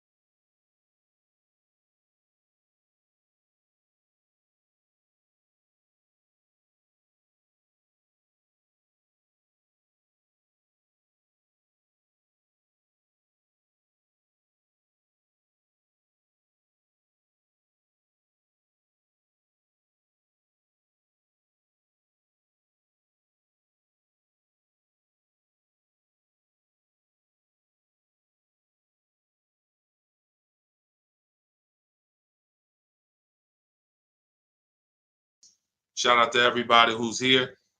We're about to start our car shopping questions and answers live. We'll be answering as many questions about car shopping, leasing, buying, pre-owned cars as we can in about an hour. So feel free to start typing them, and we'll get the show on the road. If you don't know me, my name is Deshone. I'm known as Deshone, the Auto Advisor. All I do is focus on teaching people online strategies to pay less than everyone else for new cars, used cars, and leases. I spent 14 years in the car business. In the last 3 years, I've been teaching people like you all around the country how to get below market deals. It's only 3 prices you can pay for any car: market value, above market value, or below market value. My mission for those who are locked in and willing to listen and willing to apply these strategies is for you to pay below market prices for any vehicle that you get. Everything we're going to be talking about is out of my new digital book. It's called Cars from Home. It's already 5-star rated. You can Google it. It's called Cars from Home, 7 Steps to Saving Time, Money, and Avoiding Dealerships. And you can get yours for 75% off as part of our welcome offer. You can get it in my TikTok bio, in my Instagram bio, or in the YouTube comments or the Facebook comments. If you go into my bio, just click the picture of me. Go grab your book for 75% off. You won't pay the normal price, and you'll have it in your inbox in the next 2-3 minutes. But make sure when you get your book, you screenshot the thank you page so you can have my support team's email as well, just in case you type your email wrong. But that's our welcome offer to you, 75% off Cars from Home, if you want the entire blueprint of everything we're going to be talking about. Okay, so with that said, now the housekeeping is done. You guys know that's only a 30-minute offer. So after 30 minutes, that welcome offer is gone. So if you like what you're hearing, definitely go and grab your copy of Cars from Home for 75% off in my bio or in the comment section. So, all right, let's start here. First question, should husband and wife buy together or separate based on better credit? Okay, so there's no right or wrong here, but if you're saying what gives us the best chance for the best approval, you know, you can say, all right, we can go on, we can try to go on together. Could you get approved by yourself? And so I keep my credit into, with no additional debt. Or if I'm trying to build credit and you're trying to build credit, then all right, we might go on together. But if it's not necessary for us to go on together, then you may want to keep your credit profile separately and just, get the person who can get approved the individual approval. But if you are building and you would like to have that payment history on your credit as well, then you can add it to both people's name. It really depends on your personal goals and where you're at. There's no right or wrong. It just depends on your goals. All right, let's go, everybody. Keep typing your questions. We got our first couple questions. As you type them, we'll add them to the show, and we'll get through as many as we can in the next hour. Go ahead, Dolan, shoot the next question up. Okay, what's up, Reem 99? I have a 2019 Chevy Silverado. I owe about 30,000, 120,000 miles. So the first thing that you should be considering is you're a high mileage driver. So I want you to look at this lesson that you're about to learn on depreciation. All right, here's what everyone buying or leasing or considering acquiring a depreciating asset like a car needs to understand. This is what I call the depreciation curve. This is also what I call the unseen expense. So you'll hear a lot of people who come to our streams refer to the unseen expense, which is depreciation. So if you buy a vehicle today, and stay by your keyboard so you can dialogue as I ask you these questions. That's how you're going to get the most out of this video. As if you buy a car today for 40,000, let's say I left it outside your house. Somebody gave you a $40,000 car. You don't have to pay for it, but you don't need it. And you say, look, I don't need it. I can't drive it. You can leave it there, but it's just going to sit there for a year because I can't use it. If you came back a year later, you never drove that car. Remember, we bought it for 40. If you come back a year later, never drove it 1 mile, is it still worth 40? Yes or no? Let's go. Type into the chat fast so we can get this, so we can keep the show high speed. Everybody who's dialoguing, I appreciate you. You usually get a lot out of these because your dialogue. So thank you. No, Gary. No to pull up. No. Okay. All right. Perfect. So we understand. Now, if you came back to that car a year later, you never drove it, and it's worth, let's say 35, 34, whatever it is, you bought it for 40, it lost value. See, because it doesn't matter whether you bought it and didn't drive it, or you leased it, or you owned it. See, when you start understanding depreciation like we're going over, now you can properly assess whether you should lease or buy a car and how you are going to beat depreciation. Because the entire goal for leasing versus buying is which one of these strategies, if I get a below market deal, allows me to beat depreciation based on my lifestyle. So so a high mileage driver, your depreciation ring looks entirely different from a normal driver. So where one driver might be 40,000, they come back a year later, their car's worth, 36, 34. If they didn't drive it, if they put average miles on it, maybe it's worth 32. They're losing money based on their mileage. You might put 30,000 on that car in 1 year. So your depreciation looks like this now. It doesn't look like this. Your car goes from being worth 40 1 year to literally it could be worth 26 the next year because you put 30,000 miles on it. So you have to take into account depreciation differently than a normal person. Everyone has to take it into account, but you have to, any high mileage drivers on here, if you drive more than 18,000 miles, I want you to type HM into the chat for high mileage. This is specifically how you need to be looking at depreciation so that you don't keep flipping out of cars and then coming back with huge amounts of negative equity because you're structuring your deals like you're not a high mileage driver and you're killing your values. High mileage drivers used to come into the dealership with, cars that were 5 years old, got 180,000 miles on them, and they still have big loans left.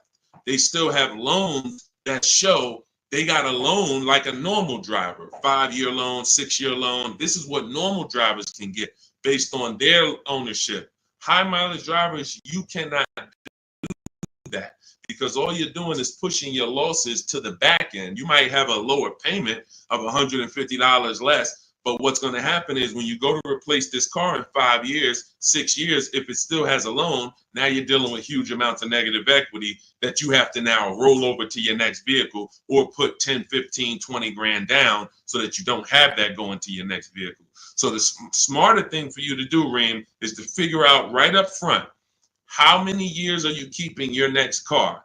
And if you're keeping your next car, like if you give you an example, let's go deeper. If you had kept this same Chevy Silverado for another 5 years, it wouldn't matter. Instead of it having 120,000 miles on it, you'd have probably 220,000 miles on it. The truck could go that long. If you got a good one, a quality one, then you should be able to put that money. You should be able to get that time out of that truck. But because you're a short-term owner, you're considering a short-term replacement. Now you have to take into account leasing. Does it make more sense for me to get a below market lease on these vehicles, pay less, build in my mileage so that I can avoid depreciation? Because if you're buying these vehicles and then you're destroying the value and you're replacing them in 5 years, you're not getting all of that money that you put in that car back out of it. You could have put much less money into it and still driven the truck. So the whole goal is getting out of this stuck in the middle and thinking 5 years, 6 years is a long time to have a vehicle. It's not.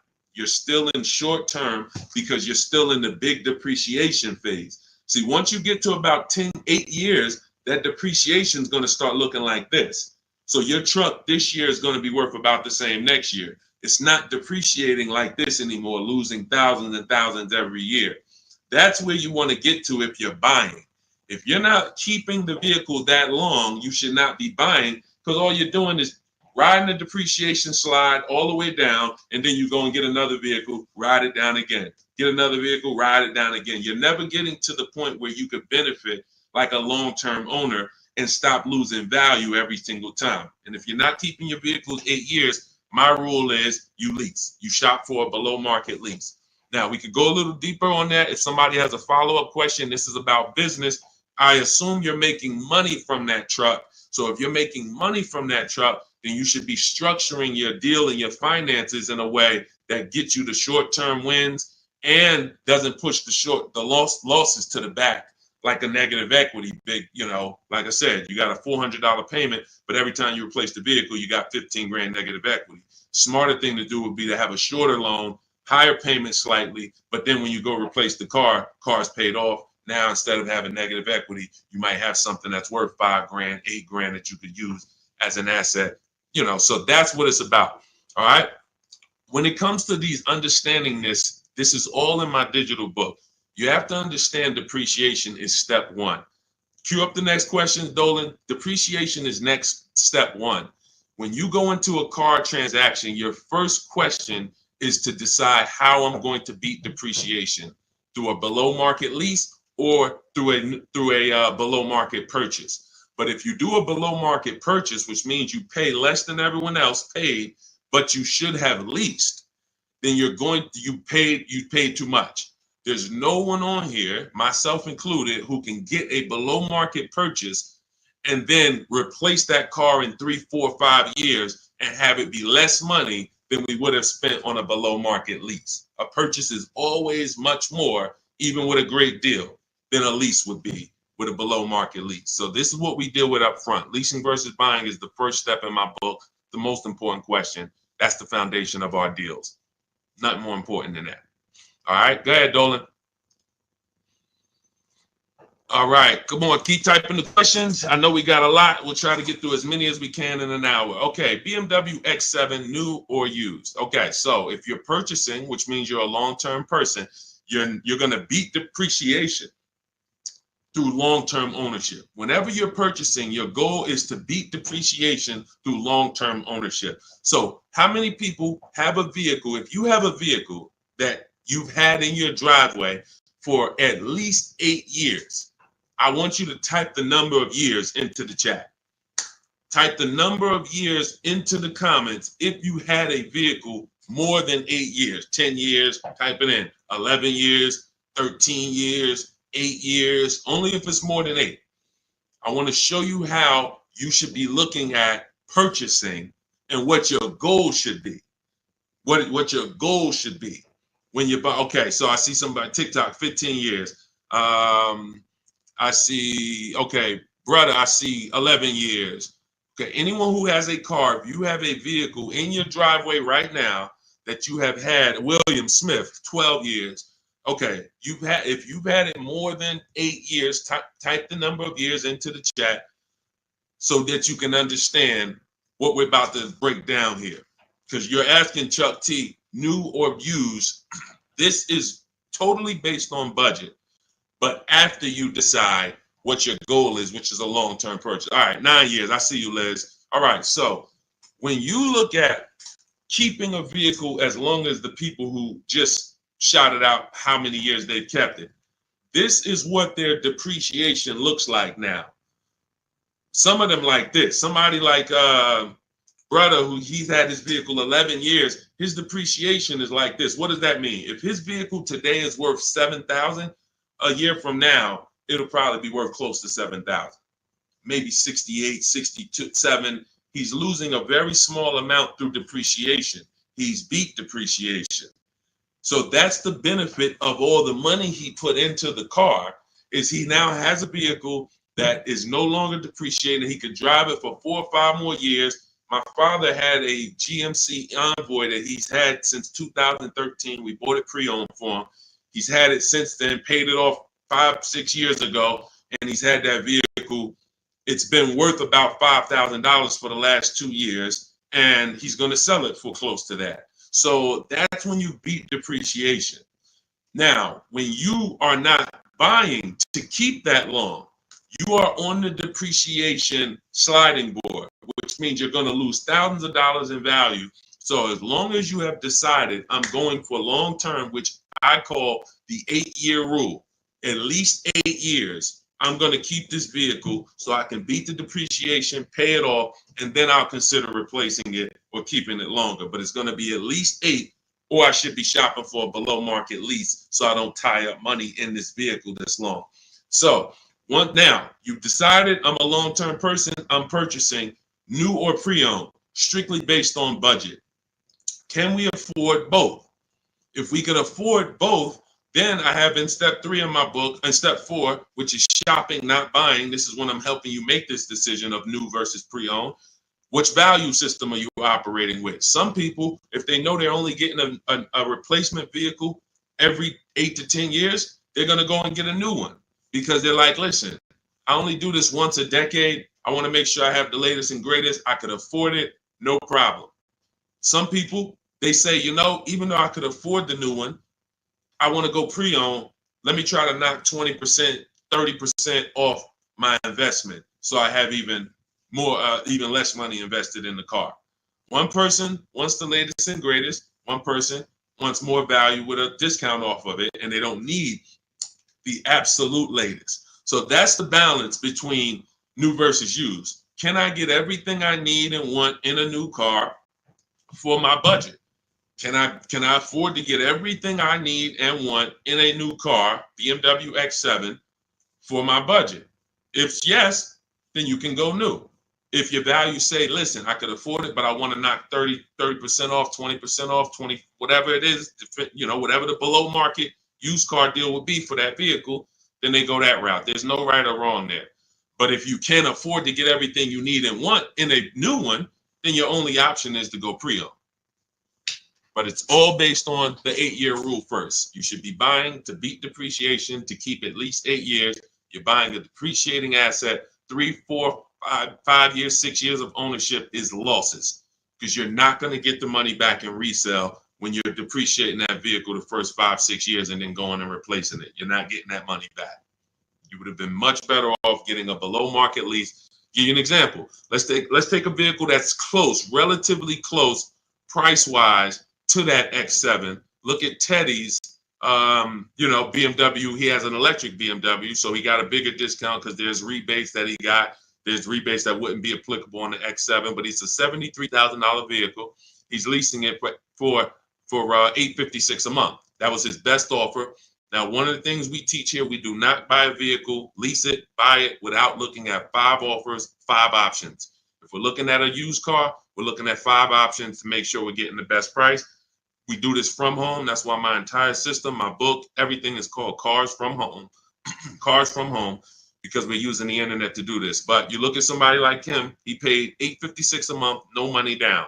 On a $73,000 vehicle, some of you know every $5,000 would be how much? I know I got some new people on the stream, but I'm talking to the people who you've been tapped in. I may have a couple people who know every $5,000 when you're looking at a car is about how much per month.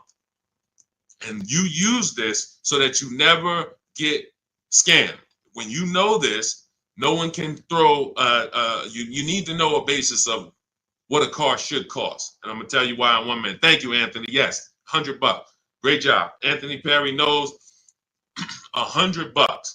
So if every $5,000 is $100, you're going to now look at a $50,000 vehicle and you're going to say that's going to be about $1,000 a month if I wanted to buy it.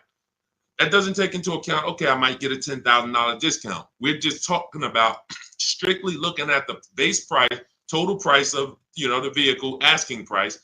Every $5,000 is about $100 per month on a 5-year loan. So you're looking at a $50,000 vehicle, that's about $1,000 a month. You're looking at a $73,000 BMW like Teddy was, that's roughly about $1,500, close to $1,500 a month on a 5-year loan. No money down.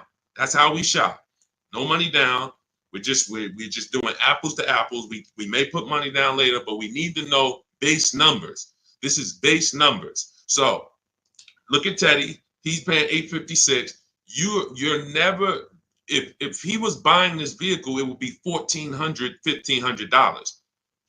That's why I say when you ask about purchasing, it's important for me to reiterate to you that if you should be shopping for below market leases, but you're shopping for purchases, it doesn't matter how great of a deal I teach you to get. You can use the Cars from Home strategies in my book, the bidding strategies, to get the best offers on your purchase, new cars, used cars. But it's not going to compare to if you would have leased, because you should have leased because you weren't keeping your car at least 8 years.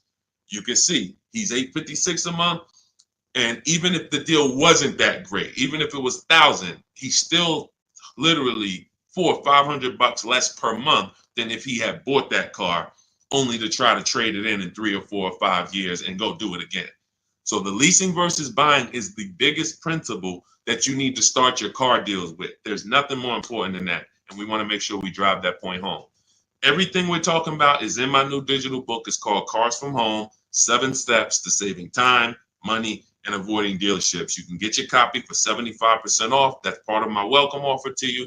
This is going to have all of my blueprints, step-by-step strategies for leasing, buying, getting below market deals for high mileage drivers. It's all in there if you don't want to try to remember this. And you can get it for 75% off as part of our welcome offer. In my TikTok bio, click the picture of me. My Instagram bio, click the picture of me. Click that website, and the YouTube comments or the Facebook comments. Grab your 75% off, but it's only good for 30 minutes. After that timer hits 0, the price does go back up to $97, which is still incredible.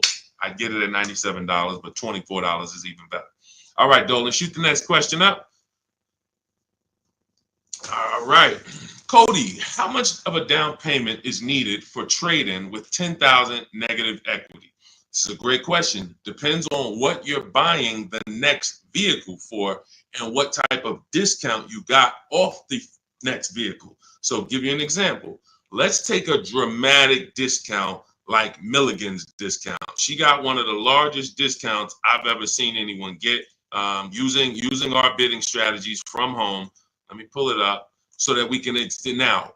When you get the larger discount you get, the more money you're able to roll over to that deal without having to put money down. Now, let me give you an example. Why does money down become important or necessary sometimes?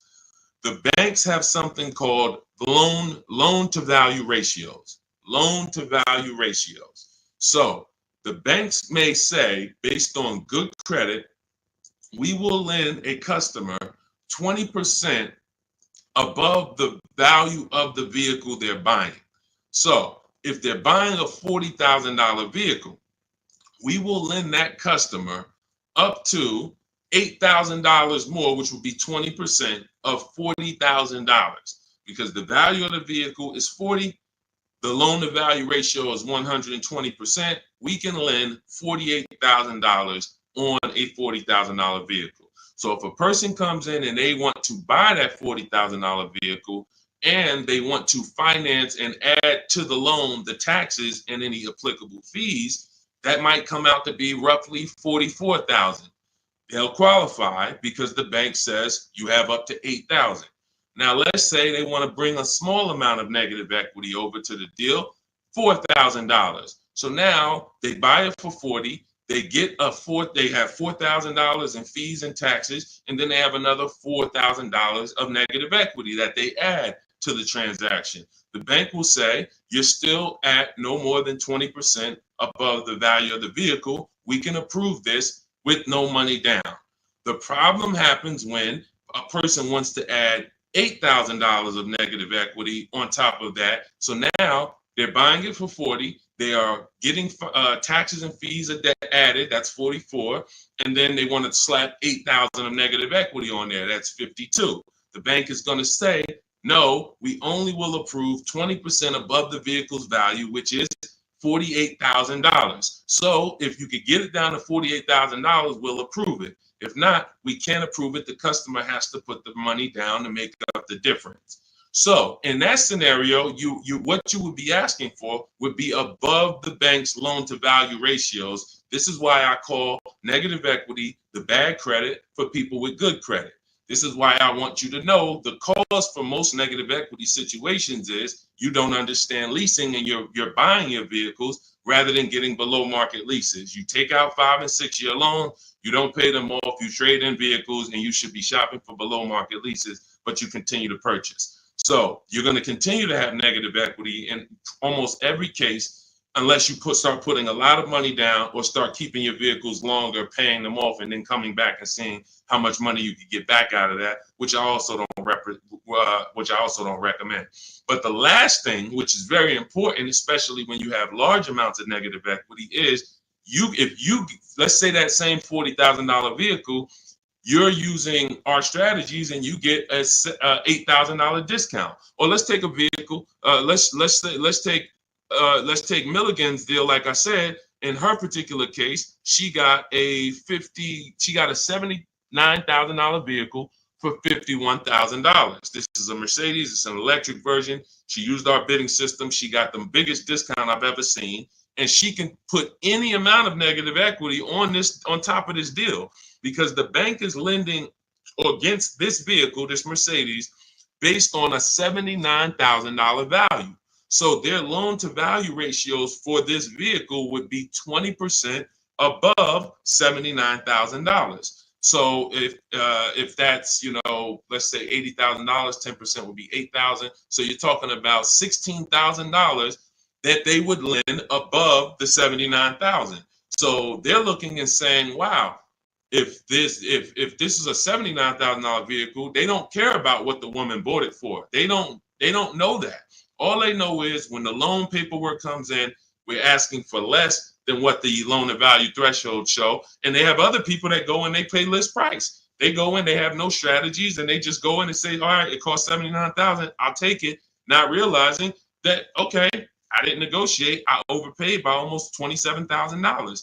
That's the market value for this particular vehicle, but the bank doesn't care. The bank just wants to know that when the loan comes in, it's under 86 or $87,000, and they're going to approve it.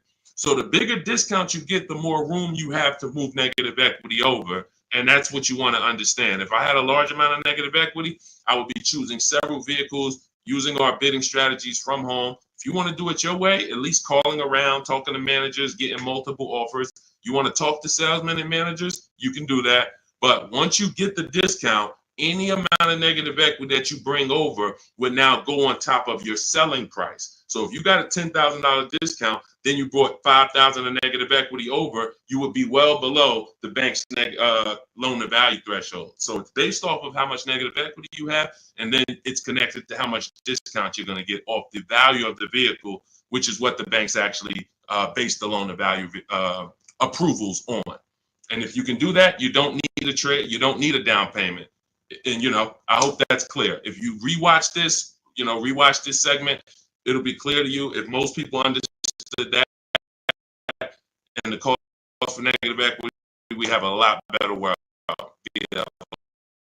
Deals. Negative equity is the one thing besides super bad credit where you can walk in with an 800 score. You're not leaving with a car, depending on what your situation is and what car you're trying to get and how much they're charging you for it. You are not leaving with a car. And that's just the sad part. So stay out of negative equity. Get out, stay out of it. All right, go ahead, Dolan. Next question. And I see you, Quintia. We'll get to you asking about Tesla. All right, Miss A, good to see you. Any advice on leasing as a first-time car buyer? Sure. Let's look for something that's mainstream because some banks do not want to be your first lease. When I was at Mercedes, unless you were like, they had a Rising Star program, which was certain college students and, would have, condition. They had to have certain things like 2 trade lines on their credit report, but that's the only people who can qualify to get a Mercedes as their first loan or lease. Some of these, luxury banks or import banks do not want to be the first one, but Honda, Toyota, Chevrolet, Ford, Nissan, and possibly Infiniti, as long as your credit profile is good, you're in that good range, high 6s, low 7s, the better, the higher the better, and you have a solid credit report, that could be 2 credit cards, but you're paying them on time, you're not using up that credit. I would be shopping based on the 8-year rule, which is the first step in my book. The 8-year rule is how many years are you going to keep the next car? That's the leasing versus buying question. And once you make that decision, if you're not keeping the car 8 years, you should be shopping for a below market lease. And I've seen so many people that would buy their first car or they would buy their children their first cars, and they're getting like $400 payments on these cars or $350 payments. That's only a $15,000 to $18,000 car. So they're usually getting, a 4 or 5-year-old, Hyundai Elantra, Toyota Corolla, if they're buying used. These are the same vehicles that they may turn around and trade in 2 or 3 years, 4 years. They're paying $350 a month, and God forbid the vehicle breaks down on them or anything. They're dealing with a used car, where you can get some of these incredible lease deals, and you can get them for, depending on the car you're looking at. Somebody had just got an Elantra, and the payment was $350 a month, brand new car, no money down. Let me see if I can find their deal. It was here we go. It's India. I joined last year. She joined our program. I do have a program where I shop with people. Depends on how you want to learn. You can go to my bio to figure that out too. But these are people who are in my program. They have the same strategies you have access to in my book, same process. It's just one's a blueprint for people who are like, Deshone, give me the blueprint. I'll follow it step by step. You can get to all your deals. And one is done with you, where you're like, hey, let's shop together. You're basically shopping with me. So it says, got back 6 quotes, because I told you guys we don't make a deal unless we get at least 5 quotes on every vehicle. Got back 6 quotes.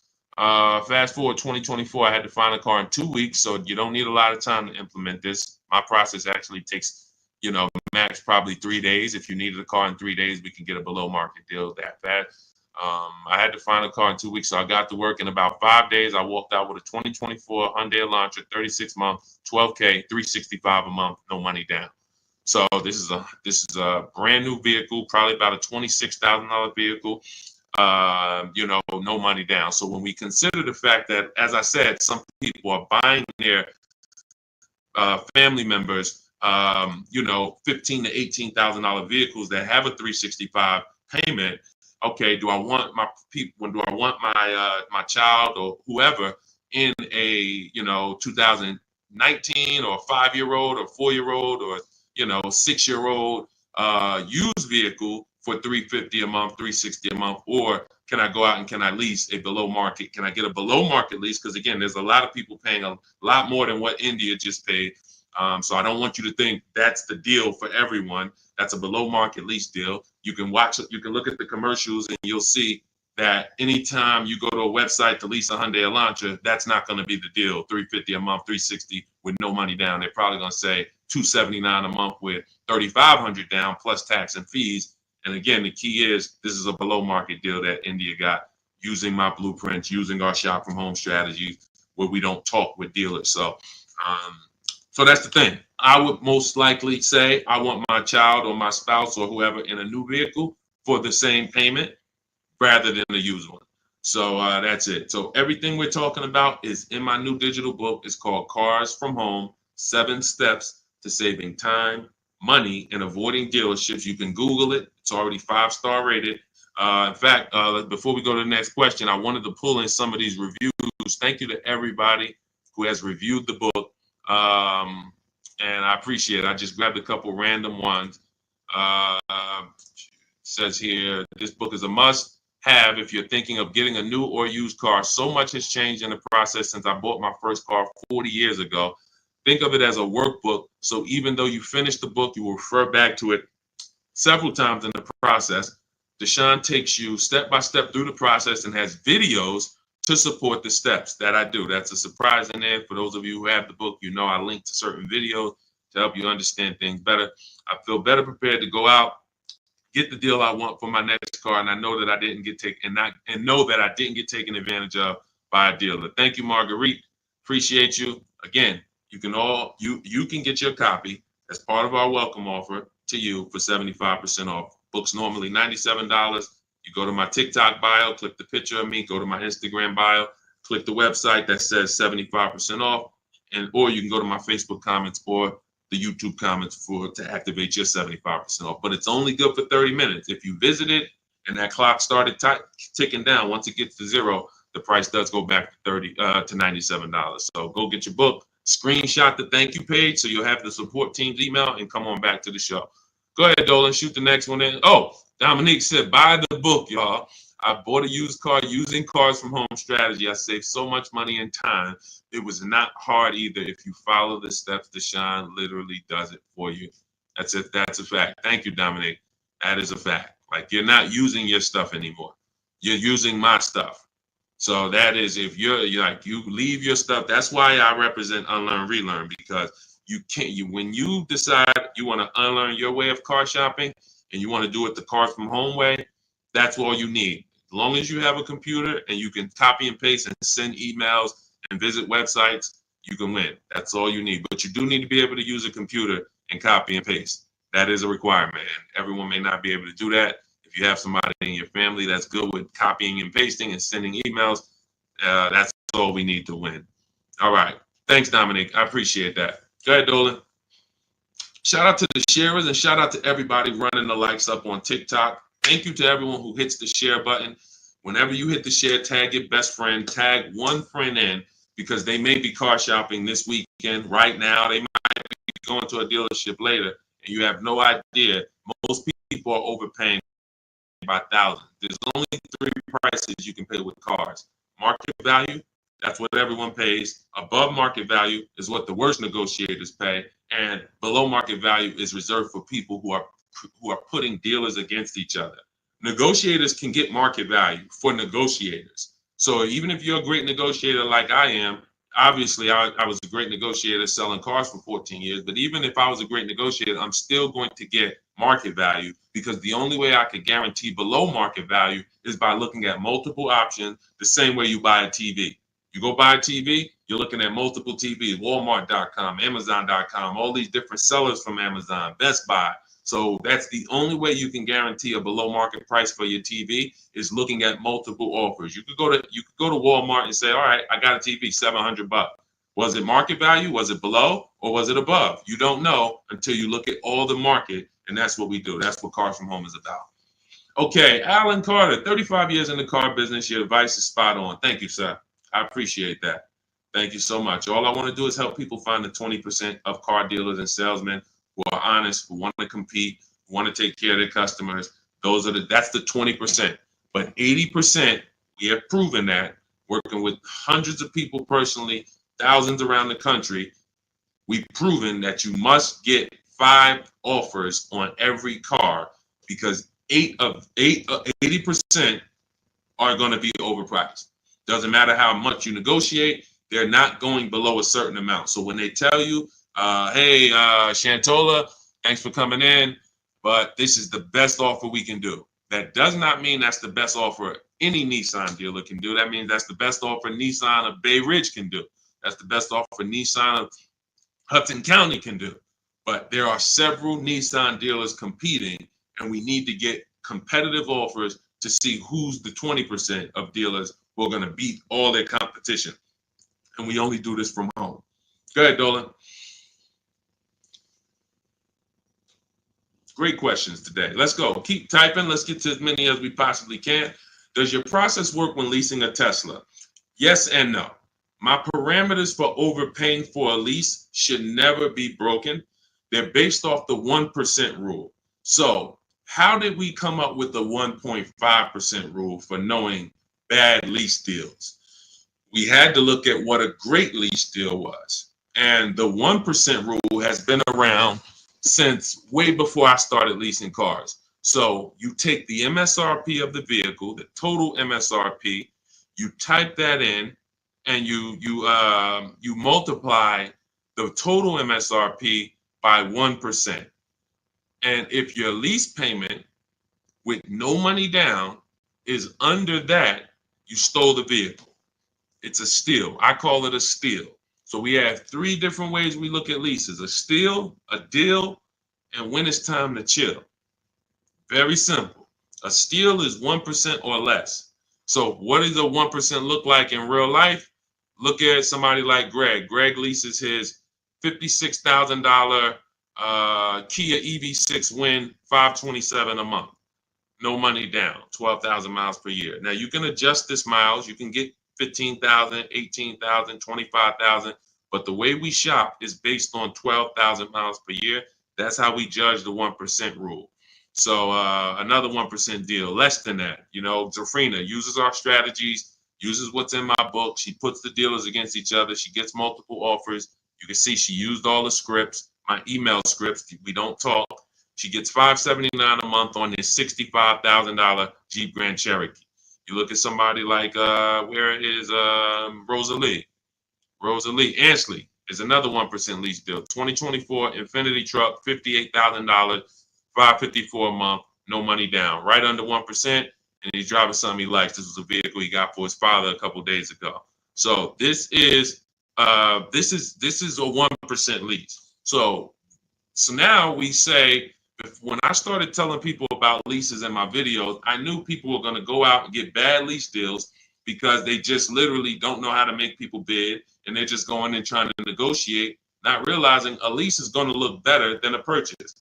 The only people who really say a lease is the same are people who really are overpaying for their leases, because they'll say, wow, the dealership told me to shine that with their lease deal, it'd be better if I just buy it because it's about the same price. That means they're offering you a horrible lease deal. That dealership is running a horrible lease deal, and they want to try to talk people into buying.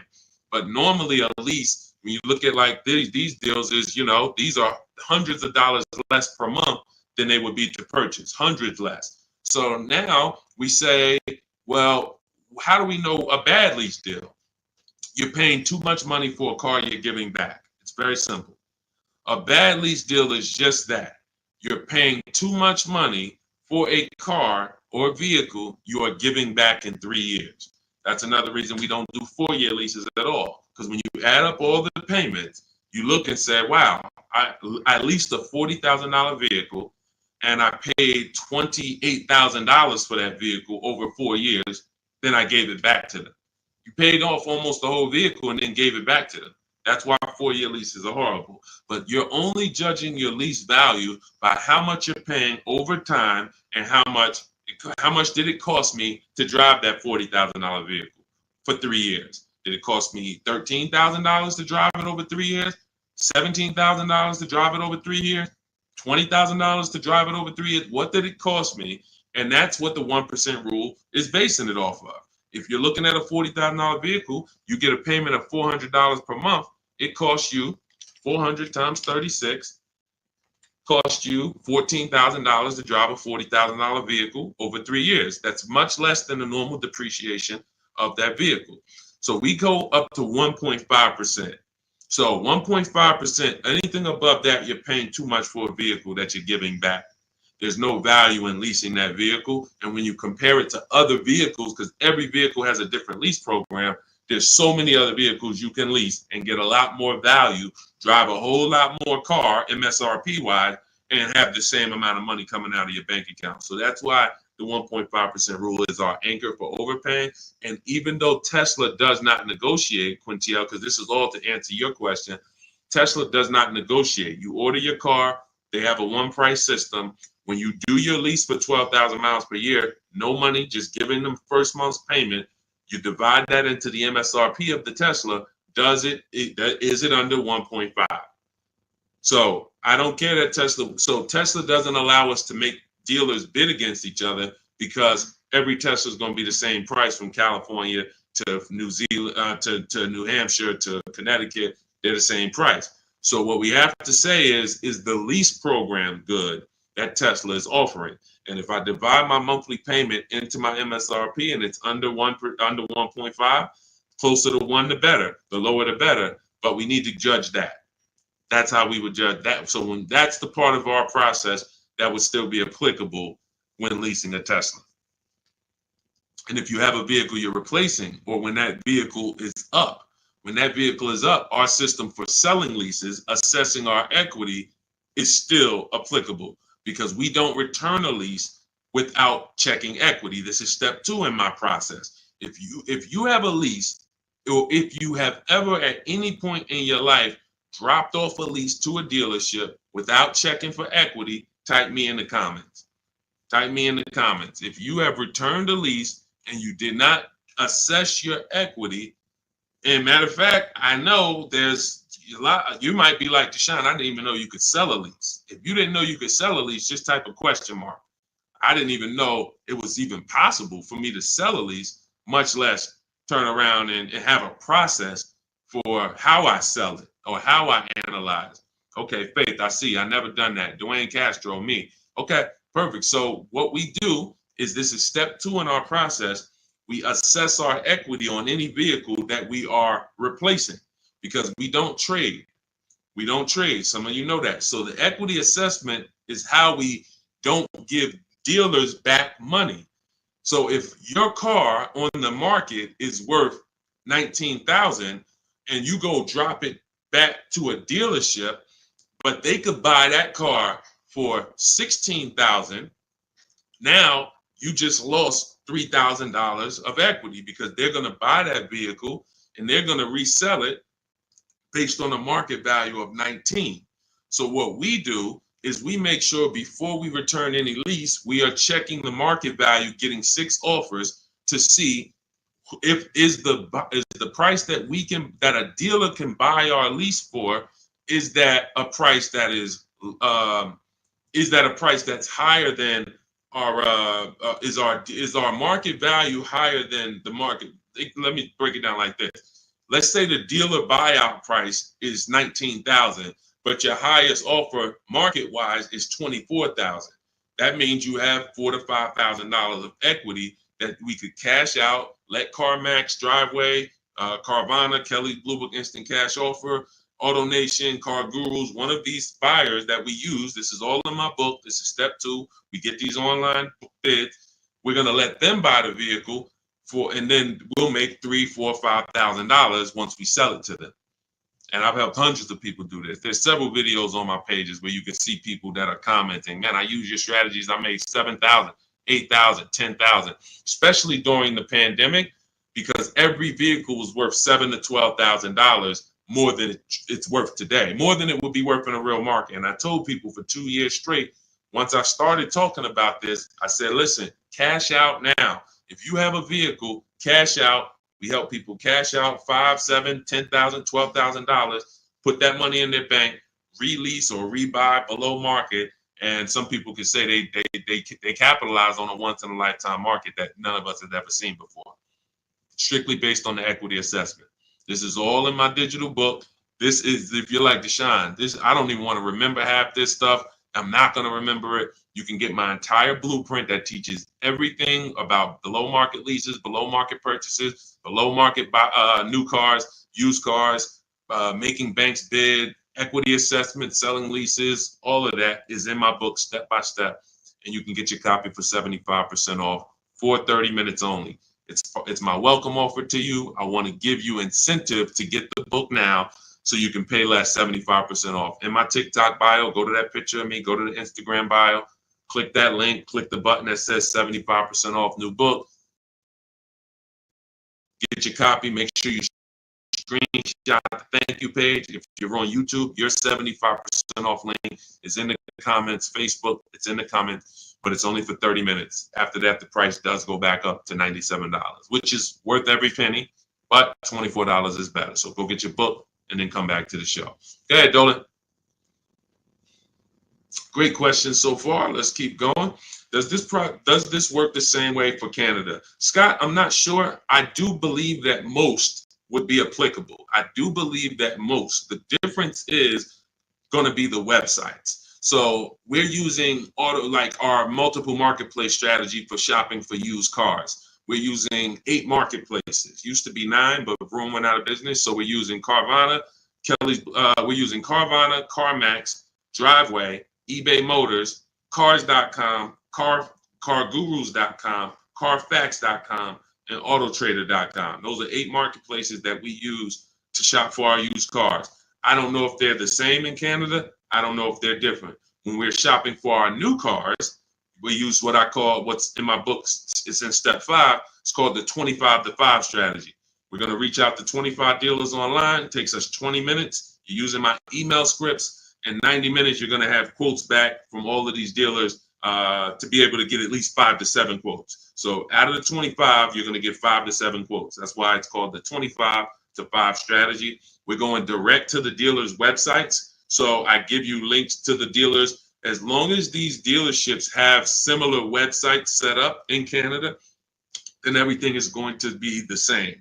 The scripts, the way they communicate, the things they try to get you to do, come in, can I get you on the phone, put one price here, and then, for a used car, and then hope you come in and charge you more later. All of that, if all of that is the same, which I believe it is, then everything will be applicable in Canada. It's just the websites will be different. But Honda's going to have their own dealers' websites, so that's why I say I believe 90% at least is applicable, and potentially more. All right, great question. Go ahead, Dolan.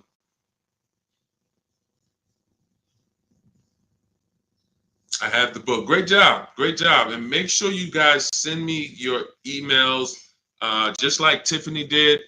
I always use Tiffany because she was the first one to send us an email, and I always make sure I reference her. But everybody who sends these in, I get to bring them onto the show. I brought a couple more. Look, this one is from Christopher. Deshone, thanks so much for these resources. I read your entire book last night. I've already been underway and trying to put my deal together. What a great book. I have my quotes together. Now I'm ready to take the next step with the calculator. I'm a big fan of your channel and your resources. So I have calculators in the book that I invented. We have 5 different custom calculators: perfect budget calculator, lease counter offer calculator, purchase counter offer calculators, true value calculator for when we do used cars. So I think there's 4. Might be one more, but there's at least 4 calculators that we invented. That these, you can't find these anywhere on Google. I literally wrote the code, and so that's what he's talking about when he talks about the actual calculators that are in there for you guys. So yeah, send me all your details. I love reading stories like that. Okay, Stos, what if I have a 600 credit score? How much is that lease deal that they're going to give me going to go up by? It's a great question. So if you are not in a position to lease because you won't qualify for a lower tier approval, a tier 1 approval, which is basically the best offer. Most leases are they're offering the lease based on tier 1 approval, which you don't need to have perfect credit for. That's not a super tier approval. That's not A1. There's tier 1 and then there's tier A1. So A1 is going to be a super tier, which is usually applicable on limited inventory cars. It's not important, but most vehicles, they're going by tier 1. And so most people can qualify for tier 1 with a good credit profile. But if you don't get tier 1, the payments can go up significantly. If you get tier 3, tier 5, some banks have 6 tiers. So the payment can go up by $100, $150. That's why we always have backup offers. So in case someone tells us, hey, your payment's going up by $80, we go to our backup offer. We give them a chance to actually see are they lying to us? Are they just trying to take a shot at us? Because sometimes they are, sometimes they're not. But if I can't qualify for a lease, what I'm doing is buying what I call in my book a smart card. This stands for saving money at the right time. Saving money at the right time. It's not the little smart cards that you may be familiar with. What I'm doing is setting myself up to lease. So I'm going to go get the least expensive car that I can get a loan on.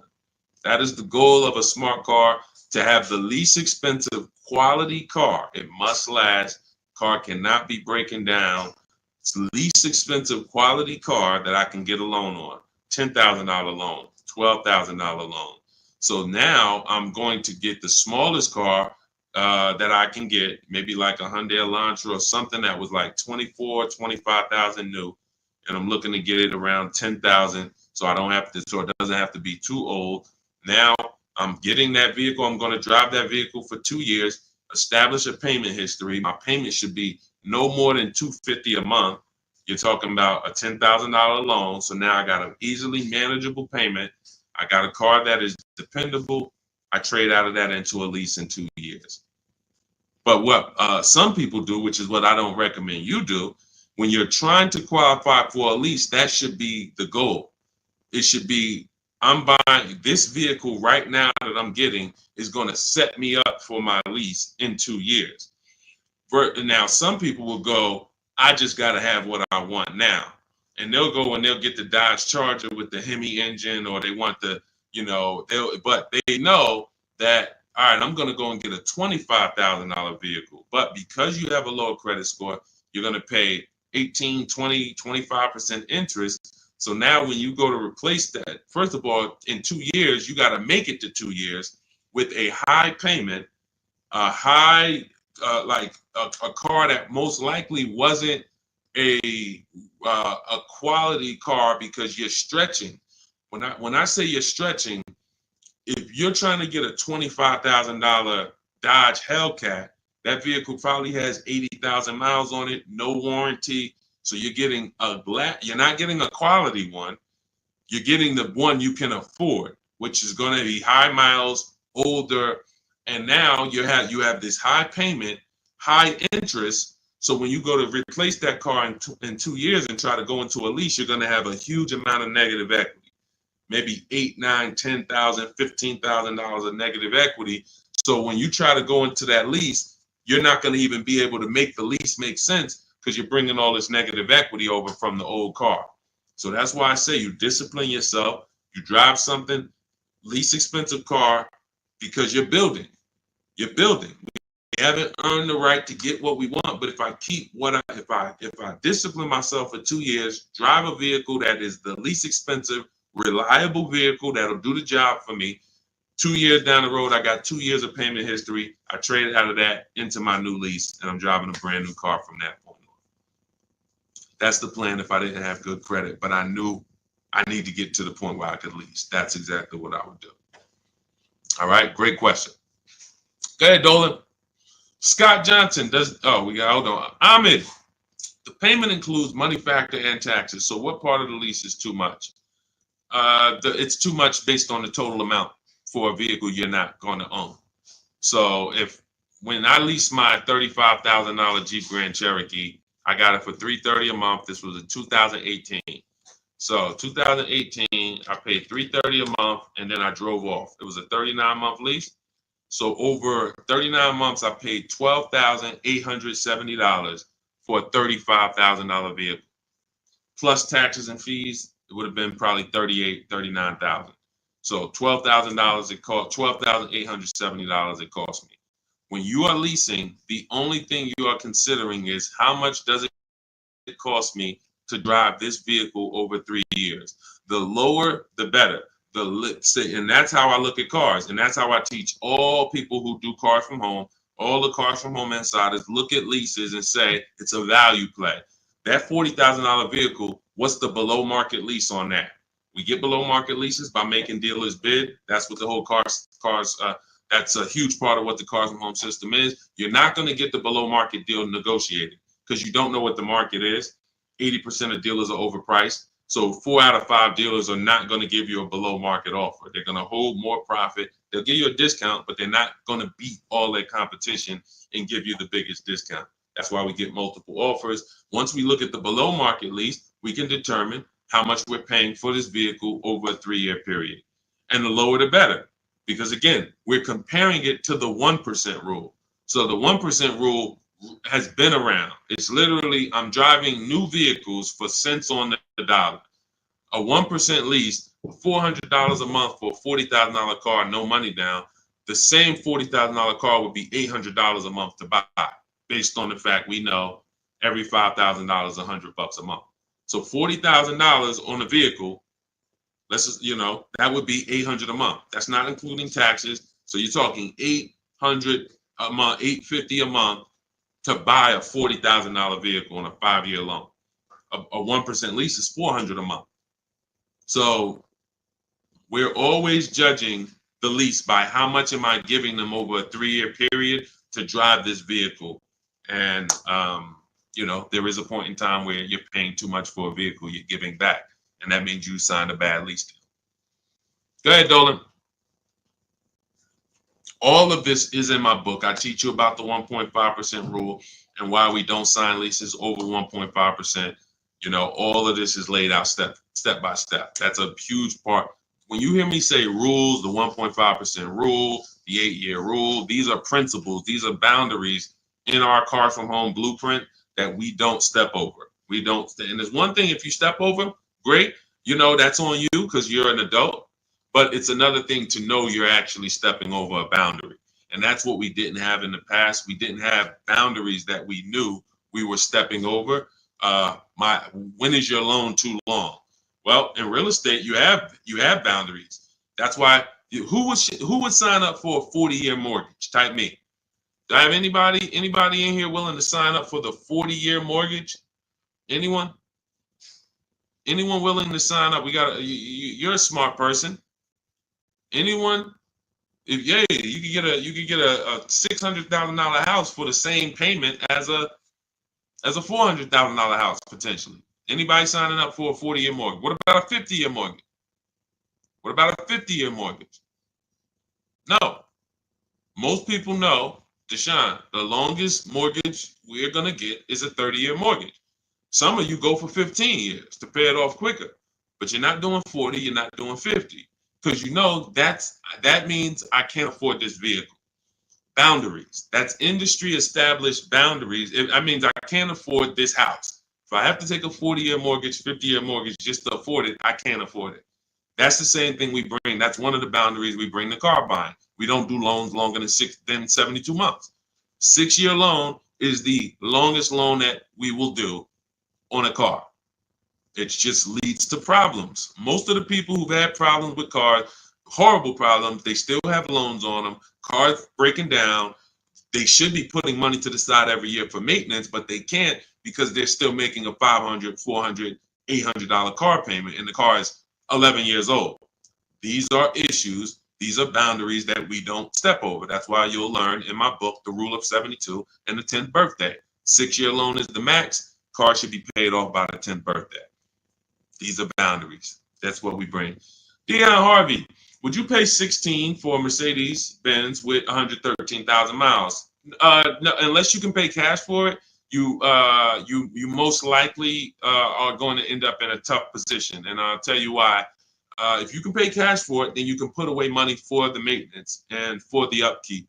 When I sold Mercedes, and I sold them for 5 years, the people who I would literally run into that were in tears were people who the service department told, you have a $4,000 repair, plus you need brakes, plus you need an oil change. So oil change on the Mercedes is $200. Brakes could be $2,000. Then you have a repair because you don't have a warranty that could be your navigation system goes out. That could be $3,000.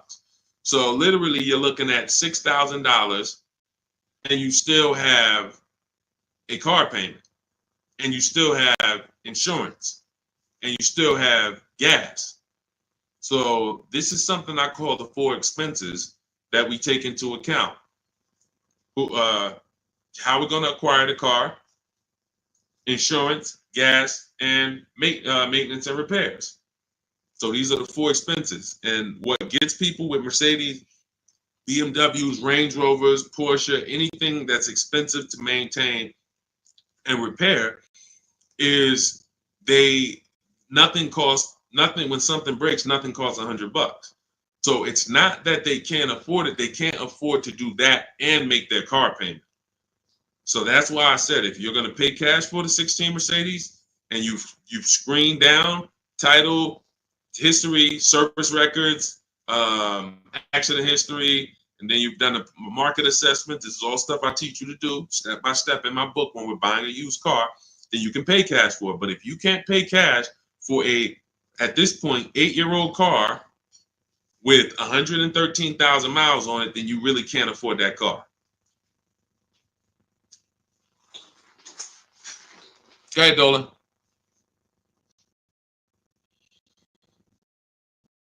Any Euro car after $100,000 is a money pit. That's why you can get them cheaper. And listen, if you know, you can have vehicles that were well taken care of by people and they just went to upgrade their model. There are plenty of people who baby their cars, their BMWs, their Porsche. They've done all the maintenance. Now they get to 100,000 miles. They might have had it for 8 years and they're ready to sell it. And it's a great opportunity for someone else to buy.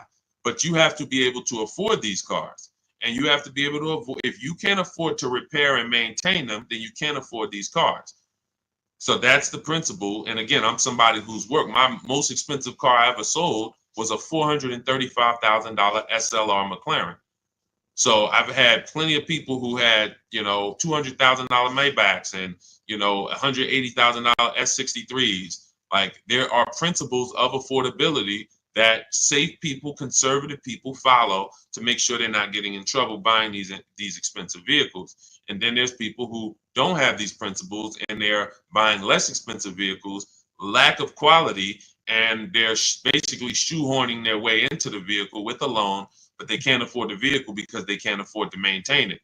And they can't afford to pay it off in time before things really start going wrong. If I got a paid off Mercedes or paid off Range Rover, but I'm putting, I was paying $700 a month to buy it, but now it's paid off. So now I put $300 a month to the side in an emergency fund. So when something breaks, I go to my emergency fund. Okay, my car needs this, my car needs that, but I'm not making a car payment anymore, so I can afford the maintenance. Problem is, when you're making a car payment and things start breaking, that's the problem. That's what we want to stay away from. So Ron, I have to turn in my 2022 Kia EV 425. Don't want to buy it, but my buyer's 21, worth only 15 right now. So 425 a month on a $41,000 car, good deal. It sounds like it, but we don't know if that was the best deal, and that's the problem. Sounds like it. It's a 1% lease, 425. If you put no money down, and you literally just signed the deal for 425, gave that to them and drove off at 425 a month, then that's close to a 1% lease. And that's but we don't know if that was the best. And I'll give you an example. So Zafrina was shopping for a Jeep Grand Cherokee. She had one coming off lease. She ran her equity assessment just like you. It was no equity in it, so that means she's just going to return it. If there's no equity in the lease, we just return it. When it's done, we start shopping for our lease, just like normal. Once we make our last payment, we get out, we start shopping using our system. Now we get our offers. She gets offers on this Jeep Grand Cherokee Limited, and she said it was about 1.2%, which is a solid deal. I mean, 1.2%. Great value lease. But she said that the dealer who won the bid, who she was about to choose, said that because she was coming out of a 1% lease that I had helped her get going back to 2021, right before the pandemic, maybe 2020. She was coming out of a 1% lease. So she was really trying to get back to a 1% lease, not go up to 1.2. So the dealer said, this other vehicle I have, this electric one, I could get you to 1% on that. So she asked in our group, because this is people who shop with Deshone. If you want to shop with Deshone, if you want to learn, depends on how you learn. Go to my same bio and you'll see buttons that says, see if you qualify, shop with Deshone. But I do work with people who want to actually shop in a different way. Blueprint is for people who like blueprints. If you are a blueprint person, Deshone, give me the blueprint. That is my Cars from Home book. It's the ultimate blueprint to below market deals. That's why I show all of these people who actually used it and wrote about it, and you can read the reviews on it. But when you see these Facebook posts, these are people who have been working with me and in my private program. But anyway, let's get to the point. She now says, should I take the 1% on the different vehicle?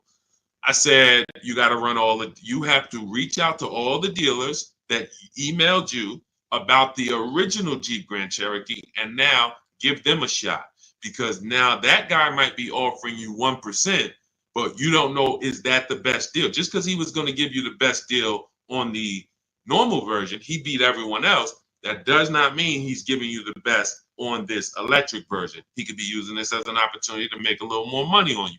So she connects, sends out my scripts. We have this contact script, very simple to use, copy and paste.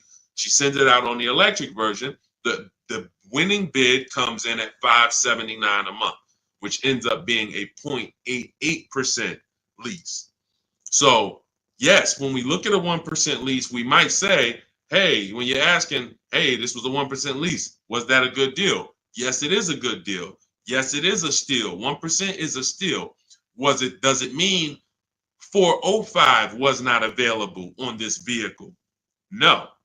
Does it mean 395 wasn't available on this $41,000 vehicle you got? No. And there's no way for us to know that unless you followed our process and you know there was no better offer than this offer. That's when you know.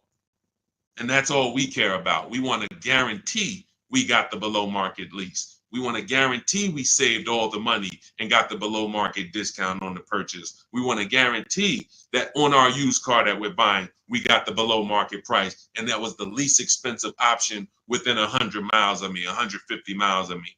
That's what we roll. And that's the Cars from Home system. So everything in this stream is sponsored in my new digital book. This is not, I don't wing it. And the beautiful thing about what you're going to do with Cars from Home is you're no longer going to be winging the process. This is the second most expensive purchase that many of you will make. And some of you who don't own a home, this is the most expensive purchase that you have made so far. And every single time you make a 5-figure decision on a car, you add these up and you can see I've made $100,000 in car buying transaction decisions over my lifetime. What is my process for getting below market deals? What is my process for not paying what everyone else is paying? You've winged it, but you're no longer going to wing it. This is a 7-step process. In the book, I have links where you can stay right on task. If you're on the lease path, you're not looking at new cars. You're not reading about purchasing used cars. If you're purchasing a used car, you're not using the system on leasing. You're not using the system on new cars. You're on the used car path. That's the way the book is. It's linked and it warps you to the areas so that you can stay on task and not be learning everything about leasing and buying and used cars and new cars and bidding. Or you don't need to learn all that. We just need a path for you that you can follow step by step to get to your below market deal. And that's the way the book is set up. So it's 5 stars. You can get your copy as part of my welcome offer to you for 75% off. It's normally $97, but for 30 minutes only, you get yours for $24. That's 75% off. It'll be in your inbox in 5 minutes, and you'll have everything for the rest of your life to use when it comes to leasing. If your spouse wants to buy, your child wants a used car, you can open this blueprint up at all times and use these strategies that you paid $24 for. Now, if you missed it and you didn't get there before the 30 minutes is went to zero, then you'd have all these strategies and you paid $97 for it. It's still a win. It's still going to be in the top 3, top 5 most valuable books you've ever owned to your bank account. That is the biggest thing. This book being valuable to your bank account. So go get your copy for 75% off. Click that picture of me in my TikTok bio. Click that picture of me on Instagram. Go to that website in my bio, and then you'll see the button that says 75% off welcome offer. YouTube, you have a comment in the, you have a comment for your 75% off in the comment section. Same thing on Facebook. Get there, use it. Make sure you send me all of your deals. Email me with your deals. Every time you make a deal, I want to see it. Deshone, look at this deal. My biggest thing is seeing the money you are paying for these cars. I want you to be like all of these people who send their deals in. Look, this is what it's about. I don't want you just getting a car. We'll be excited about the car too, but I want you just as excited about the deal you got, because once you see below market deals and you see how different they are than market value deals, or God forbid above market value, you're going to see that you'll never go back. And then I just want you to send me, I want you to help me see what every below market deal look like. Right now, we know the below market deal on this Mercedes that Milligan got is $27,000 off. That sets the market. So if anybody got this same vehicle, the same vehicle that she got, and you didn't get $27,000 off, you overpaid. You know, we know Sean set the market on this on his F-150 Lightning. Some deals are, look, Kimberly set the market on this Maserati Greco that she got earlier this year. She said, look, it was $20,700 off. They gave her sitting at home, getting a bid, a brand new, never before owned. She's the first owner. She got $20,700 off. That's the market value of that vehicle at the time.